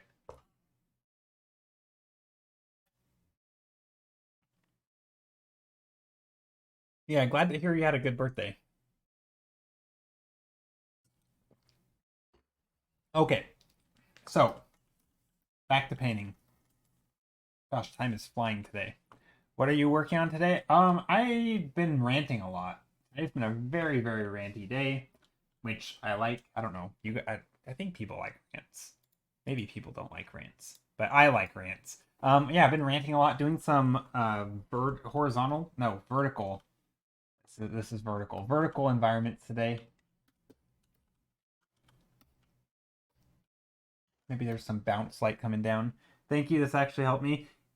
I don't think I explained it very well, but essentially the gist of it is working from photos can be hard, and I think the real struggle of working from photos is simplifying, right? If you just try to paint what you see, there's just too much. So by practicing simplifying when you work from photos, that's focusing, going back to the basics, saying this photo is not basic, but you can go back to the basics by focusing on foreground, midground, background, right? Overlapping shapes, perspective, right? All these things that I just mentioned make up an environment. You can go back to them even in complicated photos. You can start, you know, figuring out how you would set it up to make it clear and readable with just values or with just shapes or whatever. Right? Sometimes sometimes it's values that pull the weight of the image, right? Like in that foggy painting. Whoops. Like in this painting, values do like 90% of the work, right? Shapes are actually kind of unclear. I'm not entirely sure where this shape ends and this one starts, right? Like it's a little unclear where this, what happens down here. So, but it's values, right? In this painting, it's all about values. In some images, the values are confusing as heck, right? You're going to have light stuff and everywhere. Your values are going to look like, you know, you're going to get a painting that looks like this or something, and you're like, what the heck is happening?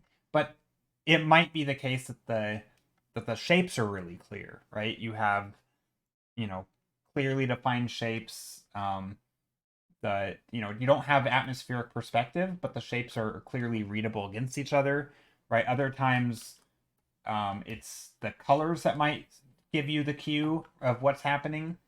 Other times, it's just the subject matter itself, right? Maybe the only reason you know what's happening is because you already know what the subject matter is. It really just depends. But typically, if you can tell what the image is, it's either that the shapes are readable against each other, right? You have a sense of depth. They're or you have a sense of scale, right? Like perspective, or you have a sense of like atmosphere, right? Things are lighter as they get further back. They're all being affected in a similar way. Anyway, so yeah, that's quite common. So with photos can be hard to study from, in my opinion, but I also think they're useful.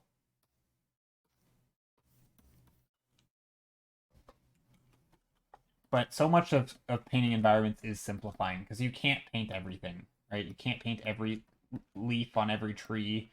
And because of that, you have to figure out what do you simplify. And the answer to that is basically you simplify down to what makes the painting read and what makes it work. And what makes it work is those things that make environments important. The things that make an environment, which is a sense of depth. If you can simplify your painting to having depth, you can do well. That's what I believe. Anyway, let's add in some rocky textures down here.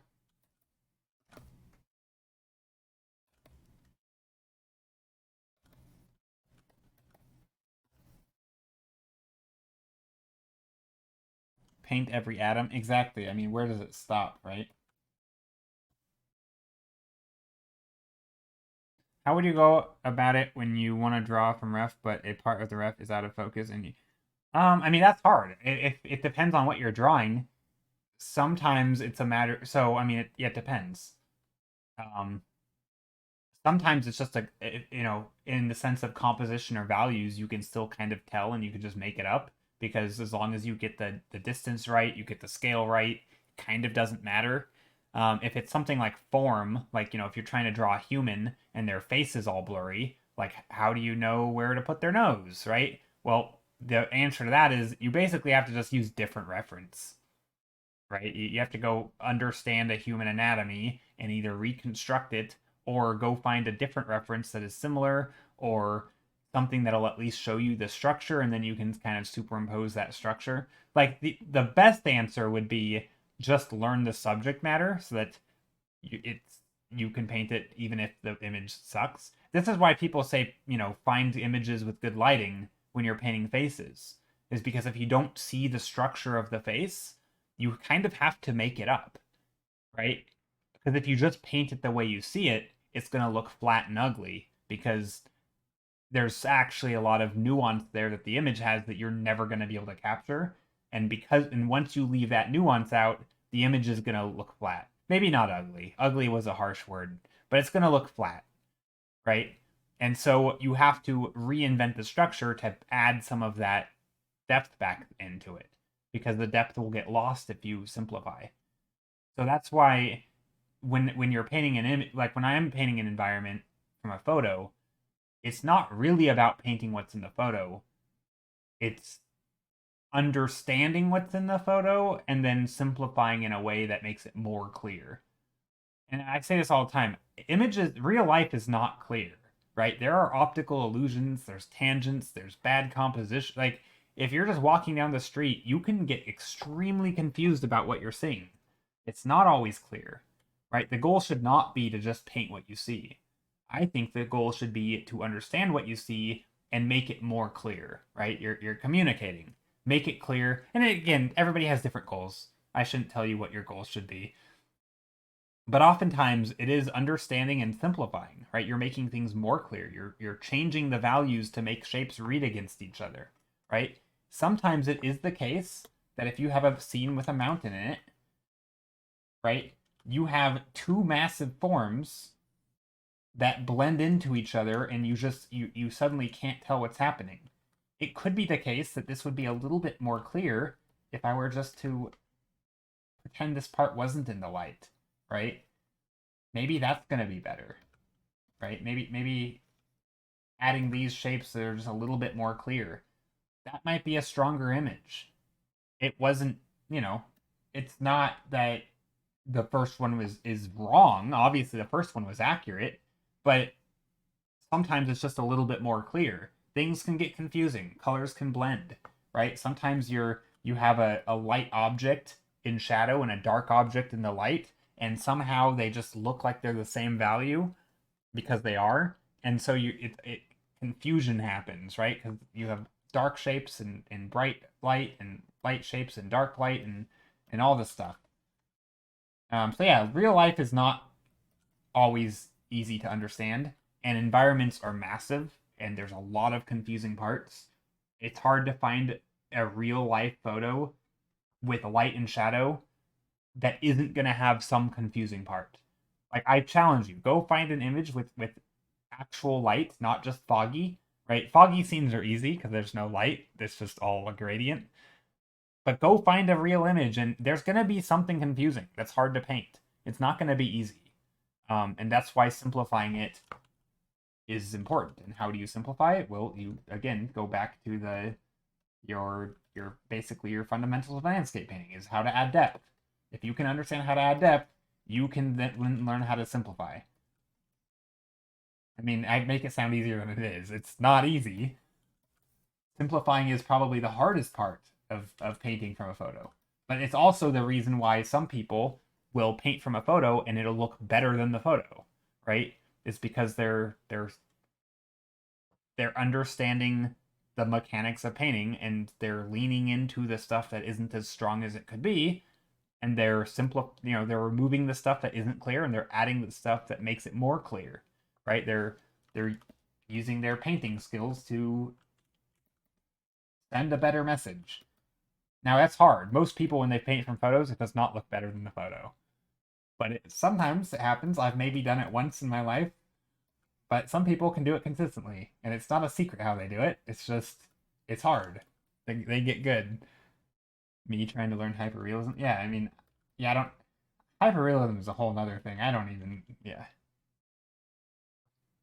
Cameras also correct things oddly sometimes or show more detail than our eyes would normally see. Yeah. I mean, I don't. I think painting what you see is overrated. I do. I mean, I know there's that old mantra: don't paint what you think is there, paint what you see. Which it's funny because that's kind of contradictory to what I'm saying. Um, you should paint what you see, but more importantly, you should understand what you see because it also depends on what you're doing, right? It depends on what you're trying to do. If you're just trying to copy a photo, which there is, look, copying photos is fine. There's definitely good qualities to it and it's a good skill to have. And if that's the skill you're trying to learn, then copy the photo exactly, right? There's nothing wrong with copying a photo exactly. I think it is a good skill to do and people should try to learn how to do that so that if you see something you can copy it. But there's also merit to, learning how to interpret and clarify. So yeah, again, it just depends on what your goals are. Not everybody wants to do, not everybody wants to paint from imagination. Not everybody wants to paint from a photo. Not everybody wants to do any of one thing, right? Everybody has different goals and interests.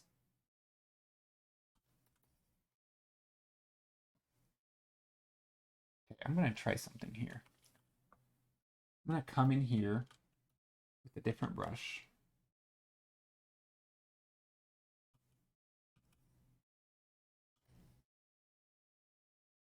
I'm gonna start adding some little shapes to characters and adding some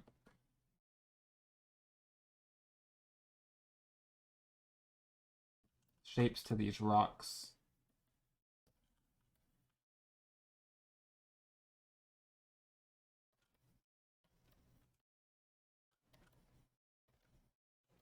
Depends if you study or make. Yeah, true. Exactly. Depends on what you're doing. If you're studying or making a piece, or even how you use references, right? I do think if you're use this is why I like to use references personally at the end of my painting, or not at the end, but like right now, for example, in this painting process where I've already started the painting, um, because I don't really like. Yeah, it just depends on what you're doing. I mean, there's so many reasons people make art, and there's so many ways to make it, and there's every subject is also a little different, and depending on what you're doing and why and how, then what how you do things is going to change. So yeah, it's not easy. I can't give one. There's not like a rule of this is how you do paint from photos. You have to focus on values. Sometimes you can disregard values and focus on color. Other times you want to try to get everything perfectly accurate. Other times you want to intentionally change things so that you can sort of demonstrate your ability to understand it to yourself, right? If you're like sometimes we convince ourselves we understand something, but we don't. And so intentionally say changing all the shadows to blue or and all the light shapes to yellow, even though the painting might not have yellow and blue in it, that could help, show you that you understand where the light is, where the shadow is, and how the values interact, or how the light and shadow interact with each other, right? So it might be that you get too caught up in something else, and yeah, it's good to do all sorts of stuff.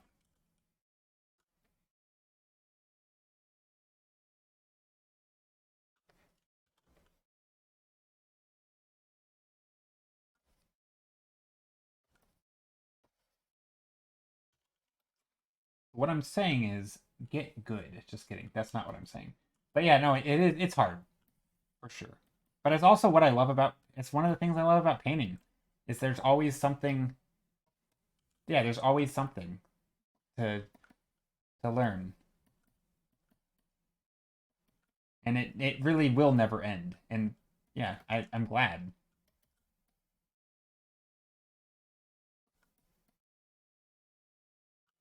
Hmm. Okay, I had an image here, a reference image that I'm gonna use now. Someone needs to quote that. What I'm saying is get good. I think it is. I've said get good before. People I think have quoted it. It's funny. I would never actually like genuinely tell somebody to get good, but I really do tell myself that. Like, oh, I just gotta get good. Like, I think I heard it on the Level Up. I'm gonna call it a podcast, but this is like before podcasting was a thing. But yeah, so the Level Up podcast. It's on YouTube. I remember somebody saying like, you can focus on getting a job, or you can focus on leveling up your skills, or you can focus on social media, or you can focus on whatever, right? But ultimately, if you get good enough at something, you can eventually get hired, right? It might be the case that no matter how much work you try to do to, get a job, you may just like the obviously other factors are important for your success, but sometimes those factors are a little bit out of your control, and getting good is one of the factors that's in your control, right? And it's hard, obviously, but I think of all the things, it's like, and it's I don't know. I guess if you get good enough, right? If you get good enough, in theory, you're gonna be just fine, right? If you're ever concerned about making it, I do think if you are good enough that you will make it as an artist, right? If you're so good that people are like, I have to, we have to have that guy, right? Maybe it's a movie and it's like we want the best of the best, and we have billions of dollars, millions of dollars to throw around. We're gonna get the best quality people, right? If you're good enough, people will want to work with you. I still believe it. Now it's obvious, that very good people are virtually unknown, and obviously it does happen. Um, but if you are ever at the point where you want to start trying to get work, you don't have to work nearly as hard if you're already really, really good, right? So I don't know. To me, there's always like the fallback plan is like just keep getting better. That's like the last resort, right? Like when all else fails, just keep getting good. That's not to say don't do the other stuff, but let's be real. Getting good is I don't know. I think it's a good. I like it as a plan. Like it's a betterment of yourself. It is. I mean, it is good get good at self care. Oh, I thought you meant getting good is self care. I mean, I think yeah, it's good to get good at self care, but also I think getting good in part can be part of self care. Like not it. Obviously, there's a negative way to do it, right? If you're overly focused on it, but that's not a way to get good. Like for example, good athletes, right? Good athletes take care of their body. They don't just run all day every day and destroy themselves. Like that's not a good athlete. You're never going to have longevity if you do that. So that's not good, right? A good athlete is one who cares about their sleep, who cares about their health, who cares about also being able to run really fast or really far and hydrate, right? They have to hydrate. They have to care about what they put into their body. It's not just being good at the sport, right? Being a good artist also includes all those things. It's about taking care of your health so you can keep doing art. It means taking care of your body and brain so you can think critically and improve, because art is very mental, right? It yeah, getting good is, I mean, I think the idea of like, oh, art's only a skill. No, it's also you. Like you do it. You can't do a skill well if you're too sleep deprived to think. So yeah, no, it's in there. I feel like it's part of it. So if I say get good, it also means take care of yourself. It's included in that, because people who don't take care of themselves don't get good. I don't know. It's one of those things where it's multifaceted, right? It's sort of like when people say this. I mean, this is another conversation I had recently with some people, but it's like, what do you want to watch today? It's like, I don't know. I want to watch what you want to watch. It's like, no, like, what do you want to watch? Well, if I pick something that you don't like, then neither of us are happy, right? Like, I can't just pick what I'm happy with, or else then you're not gonna be happy. So the best solution is to find something we're both happy with, and then we're both maximally happy, right? Like it's what do you call it? Like you can't just focus on one thing, because the other things do matter, right? It matters how like anyway, that's not quite we're getting too real here, but that's not quite what the yeah, like how you do anyway. Bringing real life conflicts into this. Not really conflicts, but get good at communication. Yeah, pretty much. Which is also, yeah, I guess that could be an example of what I'm talking about. Like, good communication means that the other person understands what you're saying, right? So it's like people who are like, I communicate so clearly. It's like, do they understand you? No. Well, clearly, then you didn't. A good communicator could, in theory, communicate with anybody. That lighting is so pretty. Oh, thanks.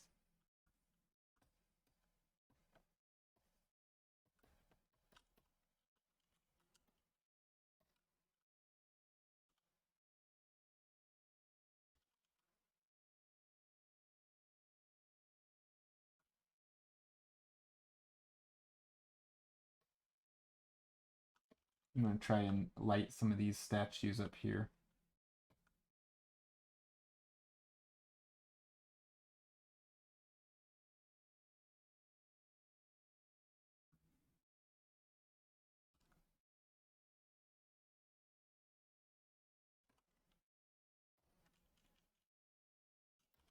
I'm going to bring in some light down here as well.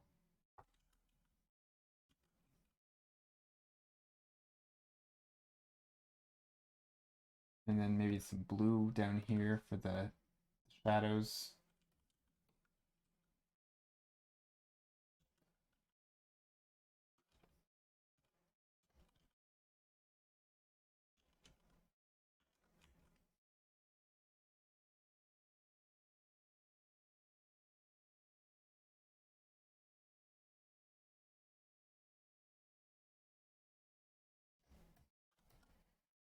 Um, yeah. But yeah, so what has everybody been working on lately? Has anyone done any art they'd like to share? Joe, do you do art every day? No, I do not.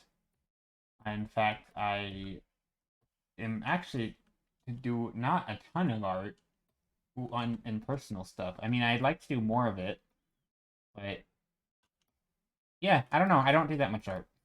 I mean, I don't know. That's not true. I do a lot of art. I mean, even stream is a lot of art.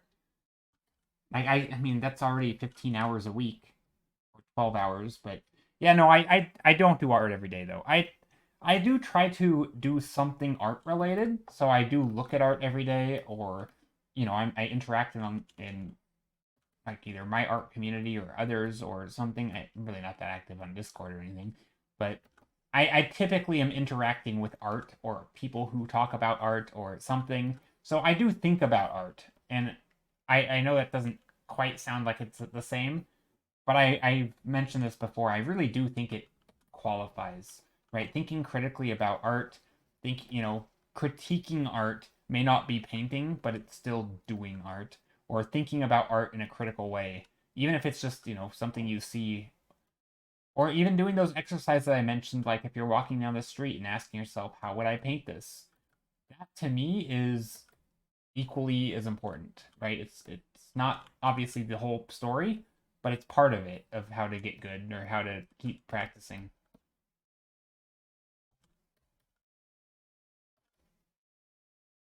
Amantana, how are you?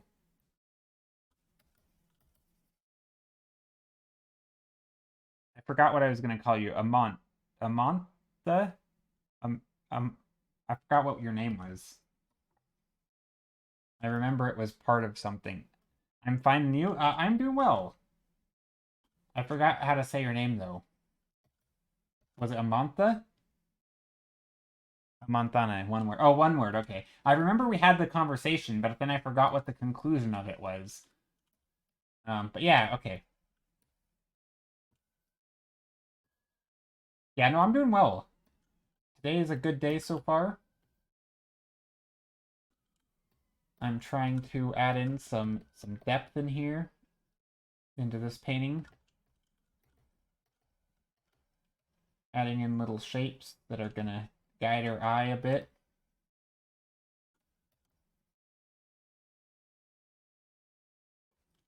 I do feel like I can get some of the blue in here though. Let's try that. Let's bring in some airbrush, maybe some blue airbrush.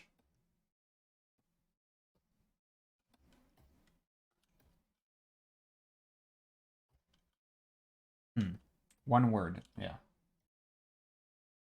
Let's see. Do I like this? I mean, kinda. It's a little simple. I feel like I can do more to this building. I'm gonna duplicate the whole thing.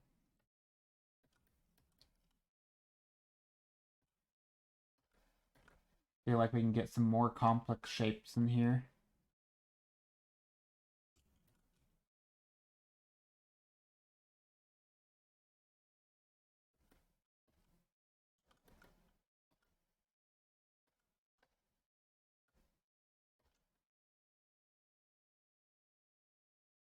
Maybe there's some shapes even just in here, so we can get some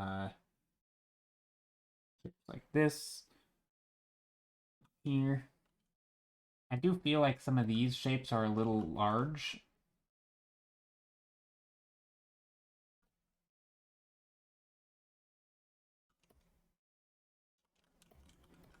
Maybe I can just angle these a bit. No, I do like the tall. Although I think I can change this, though. I think that's what I can do. I can change this a little bit to make it more interesting.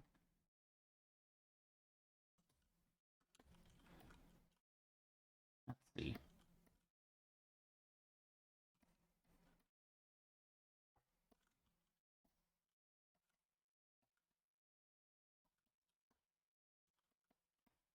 Yeah, I'm trying to add in some more complex shapes here.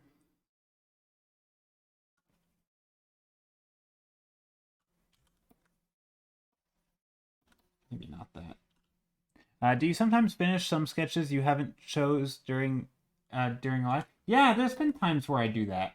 Not often, especially lately. I with not having been doing a ton of art lately, off stream anyway. I mean, I still do art quite often, right? Not every day, but most days, I guess, is still the answer to that earlier question. Um, yeah, somebody asked if I do art every day. Or that was Vana. And since the answer is no, I still do come back to paintings that I haven't finished or that I don't know, but I not often. I do. I've kind of always said that I want to have one painting that I'm always working on, and I do kind of have some that are in mind, but I'm not actually always working on them. Right now, for example, I have a commission that I haven't even worked on. I didn't work on today or yesterday.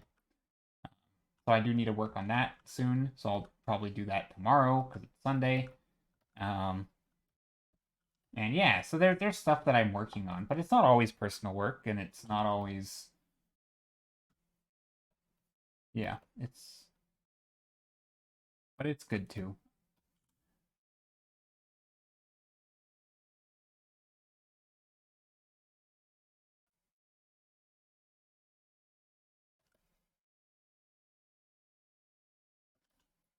But yeah, very rarely though do I have a painting. It's just like, oh man, I really wish this is the one we chose. I'm pretty good about not caring about that on stream. If a painting doesn't win, I'm not gonna be heartbroken. Again, but if I am, and then I'll just work on it. I don't typically feel bad about it or anything.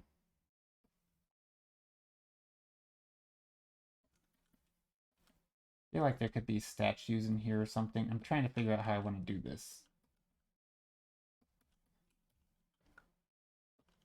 Maybe more light down here, I guess, is what needs to happen.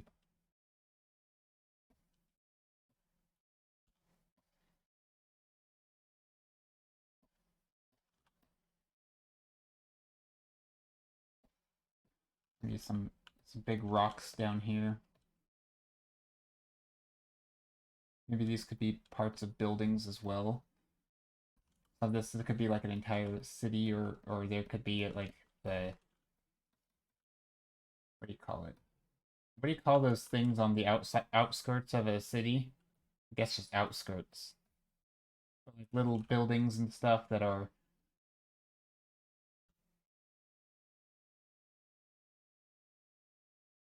maybe little dark shapes in here.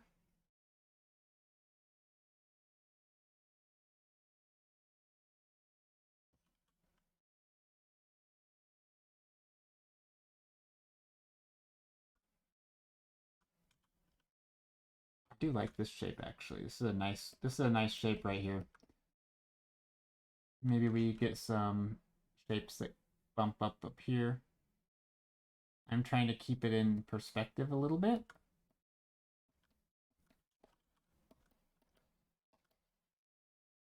And then up here can be in dark and shadow. So this is something that I don't do often, which is detailing.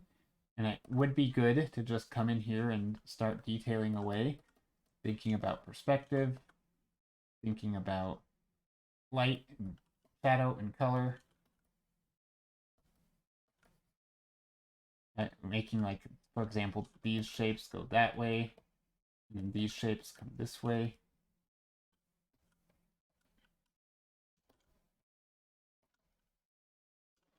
This is very square, though, and I'm not sure if I like the squareness to it.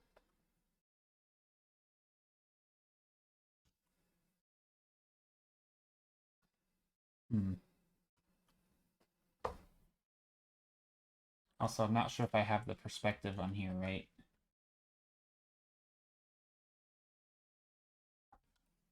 I may have goofed up. The more that I look at this side of this building, the less I like it. I feel like there should be. I gotta think about this. So I'm trying to sort of figure out or talk to myself here and think about what's wrong.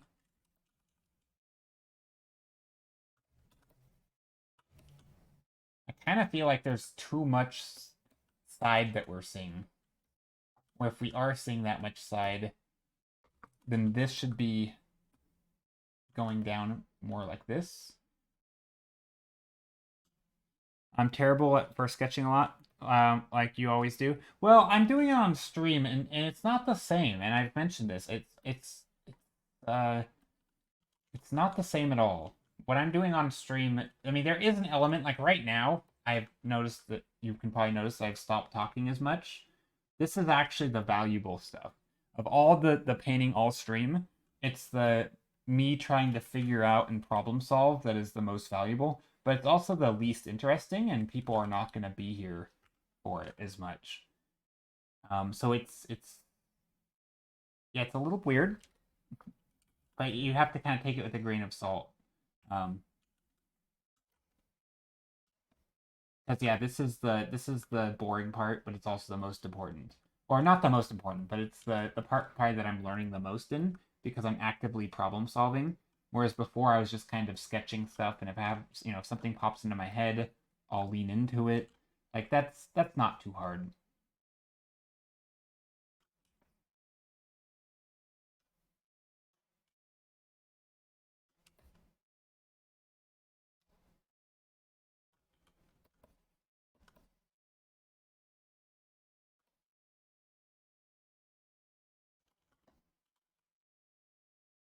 Maybe these some different shapes up here as well. But yeah, so it's hey, have a good night. Take care. Do you sometimes finish? Oh, wait, I already read that. Gotta sleep. Have a good night. All. See you, Ivana. Thanks for being here. Take care. I think I'm about ready to end as well. I think I'm about ready to end. I'm getting tired. I feel like I've done a lot of painting today. I do want to add some intricacies to this building, though. I'm still not totally happy with maybe the shape. I almost feel like I want this to come down. I just want like a weird shape, something that's a little unusual.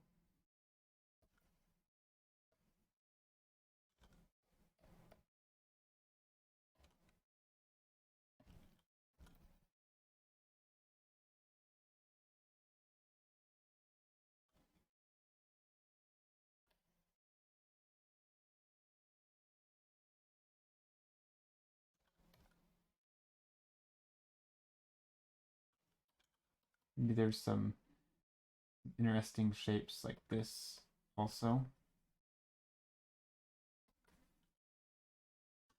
And I'm not really sure what shapes these shadows are making or how this works, but I think if I keep it consistent, it should be okay.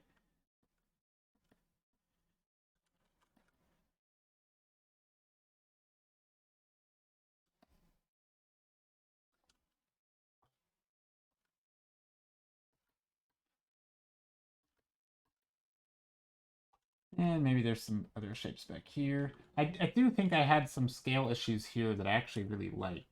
I really liked this.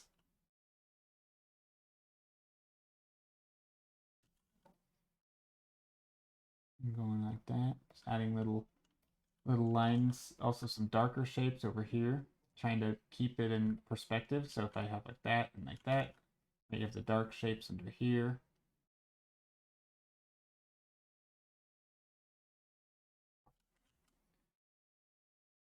More lines. More lines. Just trying to add some implied shapes in here. Little tiny details. What Clip Studio brushes do you use? I'm just using a single brush right now. I have let's see, command brushes. So right there, it's the brush that I'm using. It's in that set. It's in the first one. It's just a big stampy textured brush, kind of an oval shape. Has a little bit of a canvas texture to it, but really it's good for blocking stuff in. It's sometimes you have to rotate it because right it's very thin one way but fat the other, so it's not great. Which is why when I was writing my letters up here, I was writing numbers, and somebody was like, "Why does your 7 look so funny?" Well, not this one. This I use a different brush for that. But if I write the letter 7, you can see how fat the stem is, but this part is very skinny. So sometimes that is a thing. I'm sending a tired hello and good night to everyone. I'm very tired. Hope stream is going well. Ah, hey Rona, stream is going well. We're just about ready to end, but have a good night. Things are going well. Hope you're doing well also. We're doing some tall, vertical paintings today.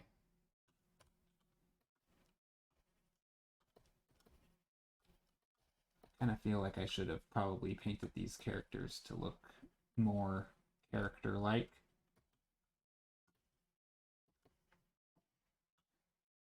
Hola y buenas noches.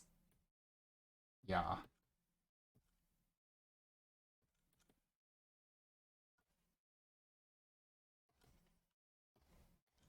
See. But yeah. Sleep well, Rona. Take care.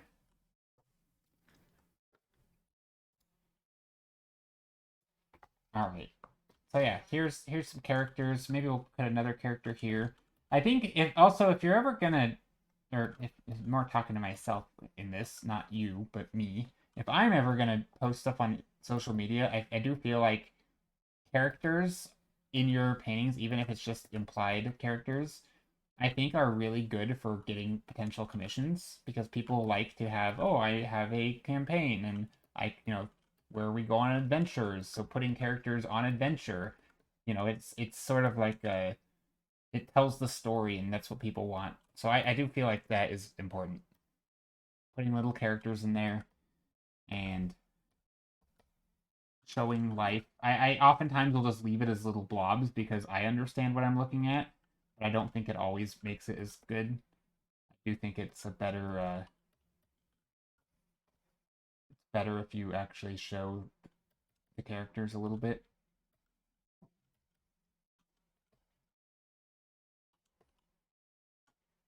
Little adventuring party.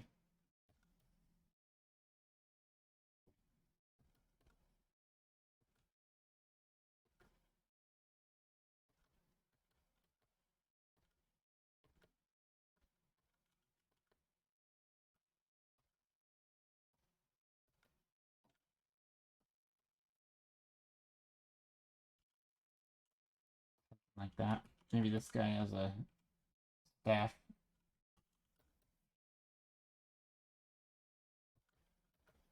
There we go.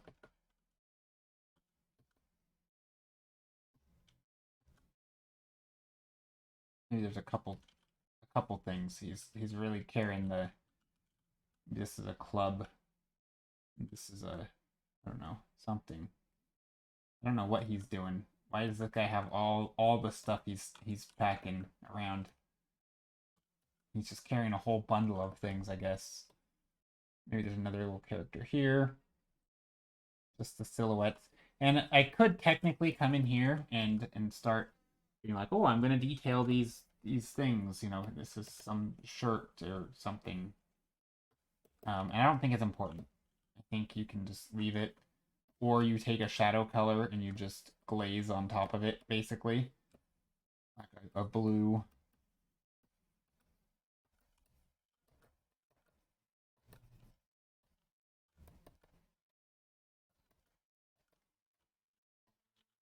And I'm pretty happy with this. I think it's not looking too bad. We are getting very, very close to the end. Just a few more minutes, maybe. No, I should do it now. I should end now. I'm getting too close, but I do feel like this painting is coming along nicely, and I would like to keep working on it. But I should probably just take a break, and maybe I'll work on it for a few minutes after, you know, later. In like 30 minutes, I'll revisit and take a look. Maybe that's what I'll do.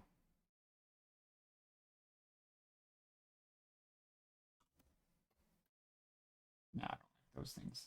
Yeah, sometimes it's... Oh, ooh, what about a... Clouds. Clouds could go a long way if we don't have any bright values in here.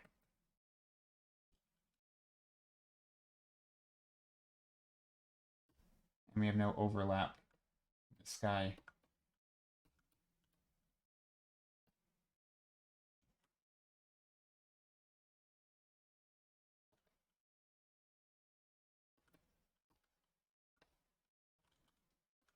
Oh, that should not be in the... Well, that should be in the foreground.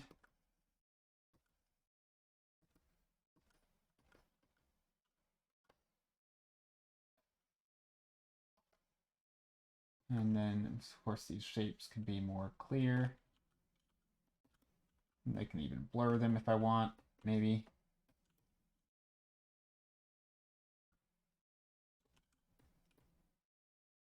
There we go. I might have ended up adding too much stuff at the top, but that's okay. All right, time to end stream. Thank you all for being here. I really appreciate it.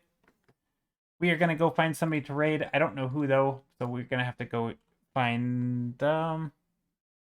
We could raid. We could raid Skittle. Let's go raid Skittle.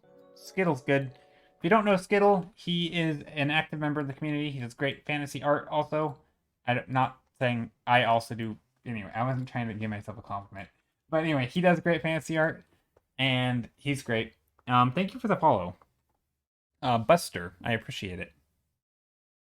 Yeah, Skittle is good. All right. And yeah, thanks for following, everybody. Thanks for hanging out. I appreciate all the kindness, all the good questions. We had some good rant. I kind of slowed down in the, conversation, obviously, at the end. Typically is normal. Second half of the stream, I tend to get a little tired and it just turns into zoning out and painting, which I kind of like. It's sort of a wind down period of the stream, but if you're just coming in, I realize that could be a little boring.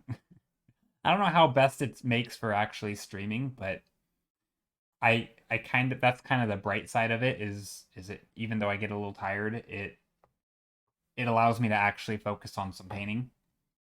Anyway.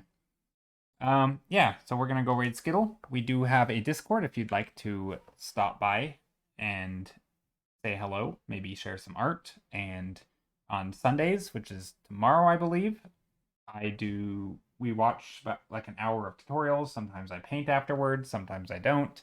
But we always do the hour of video and art video watching. Just trying to stay up to date on, stuff.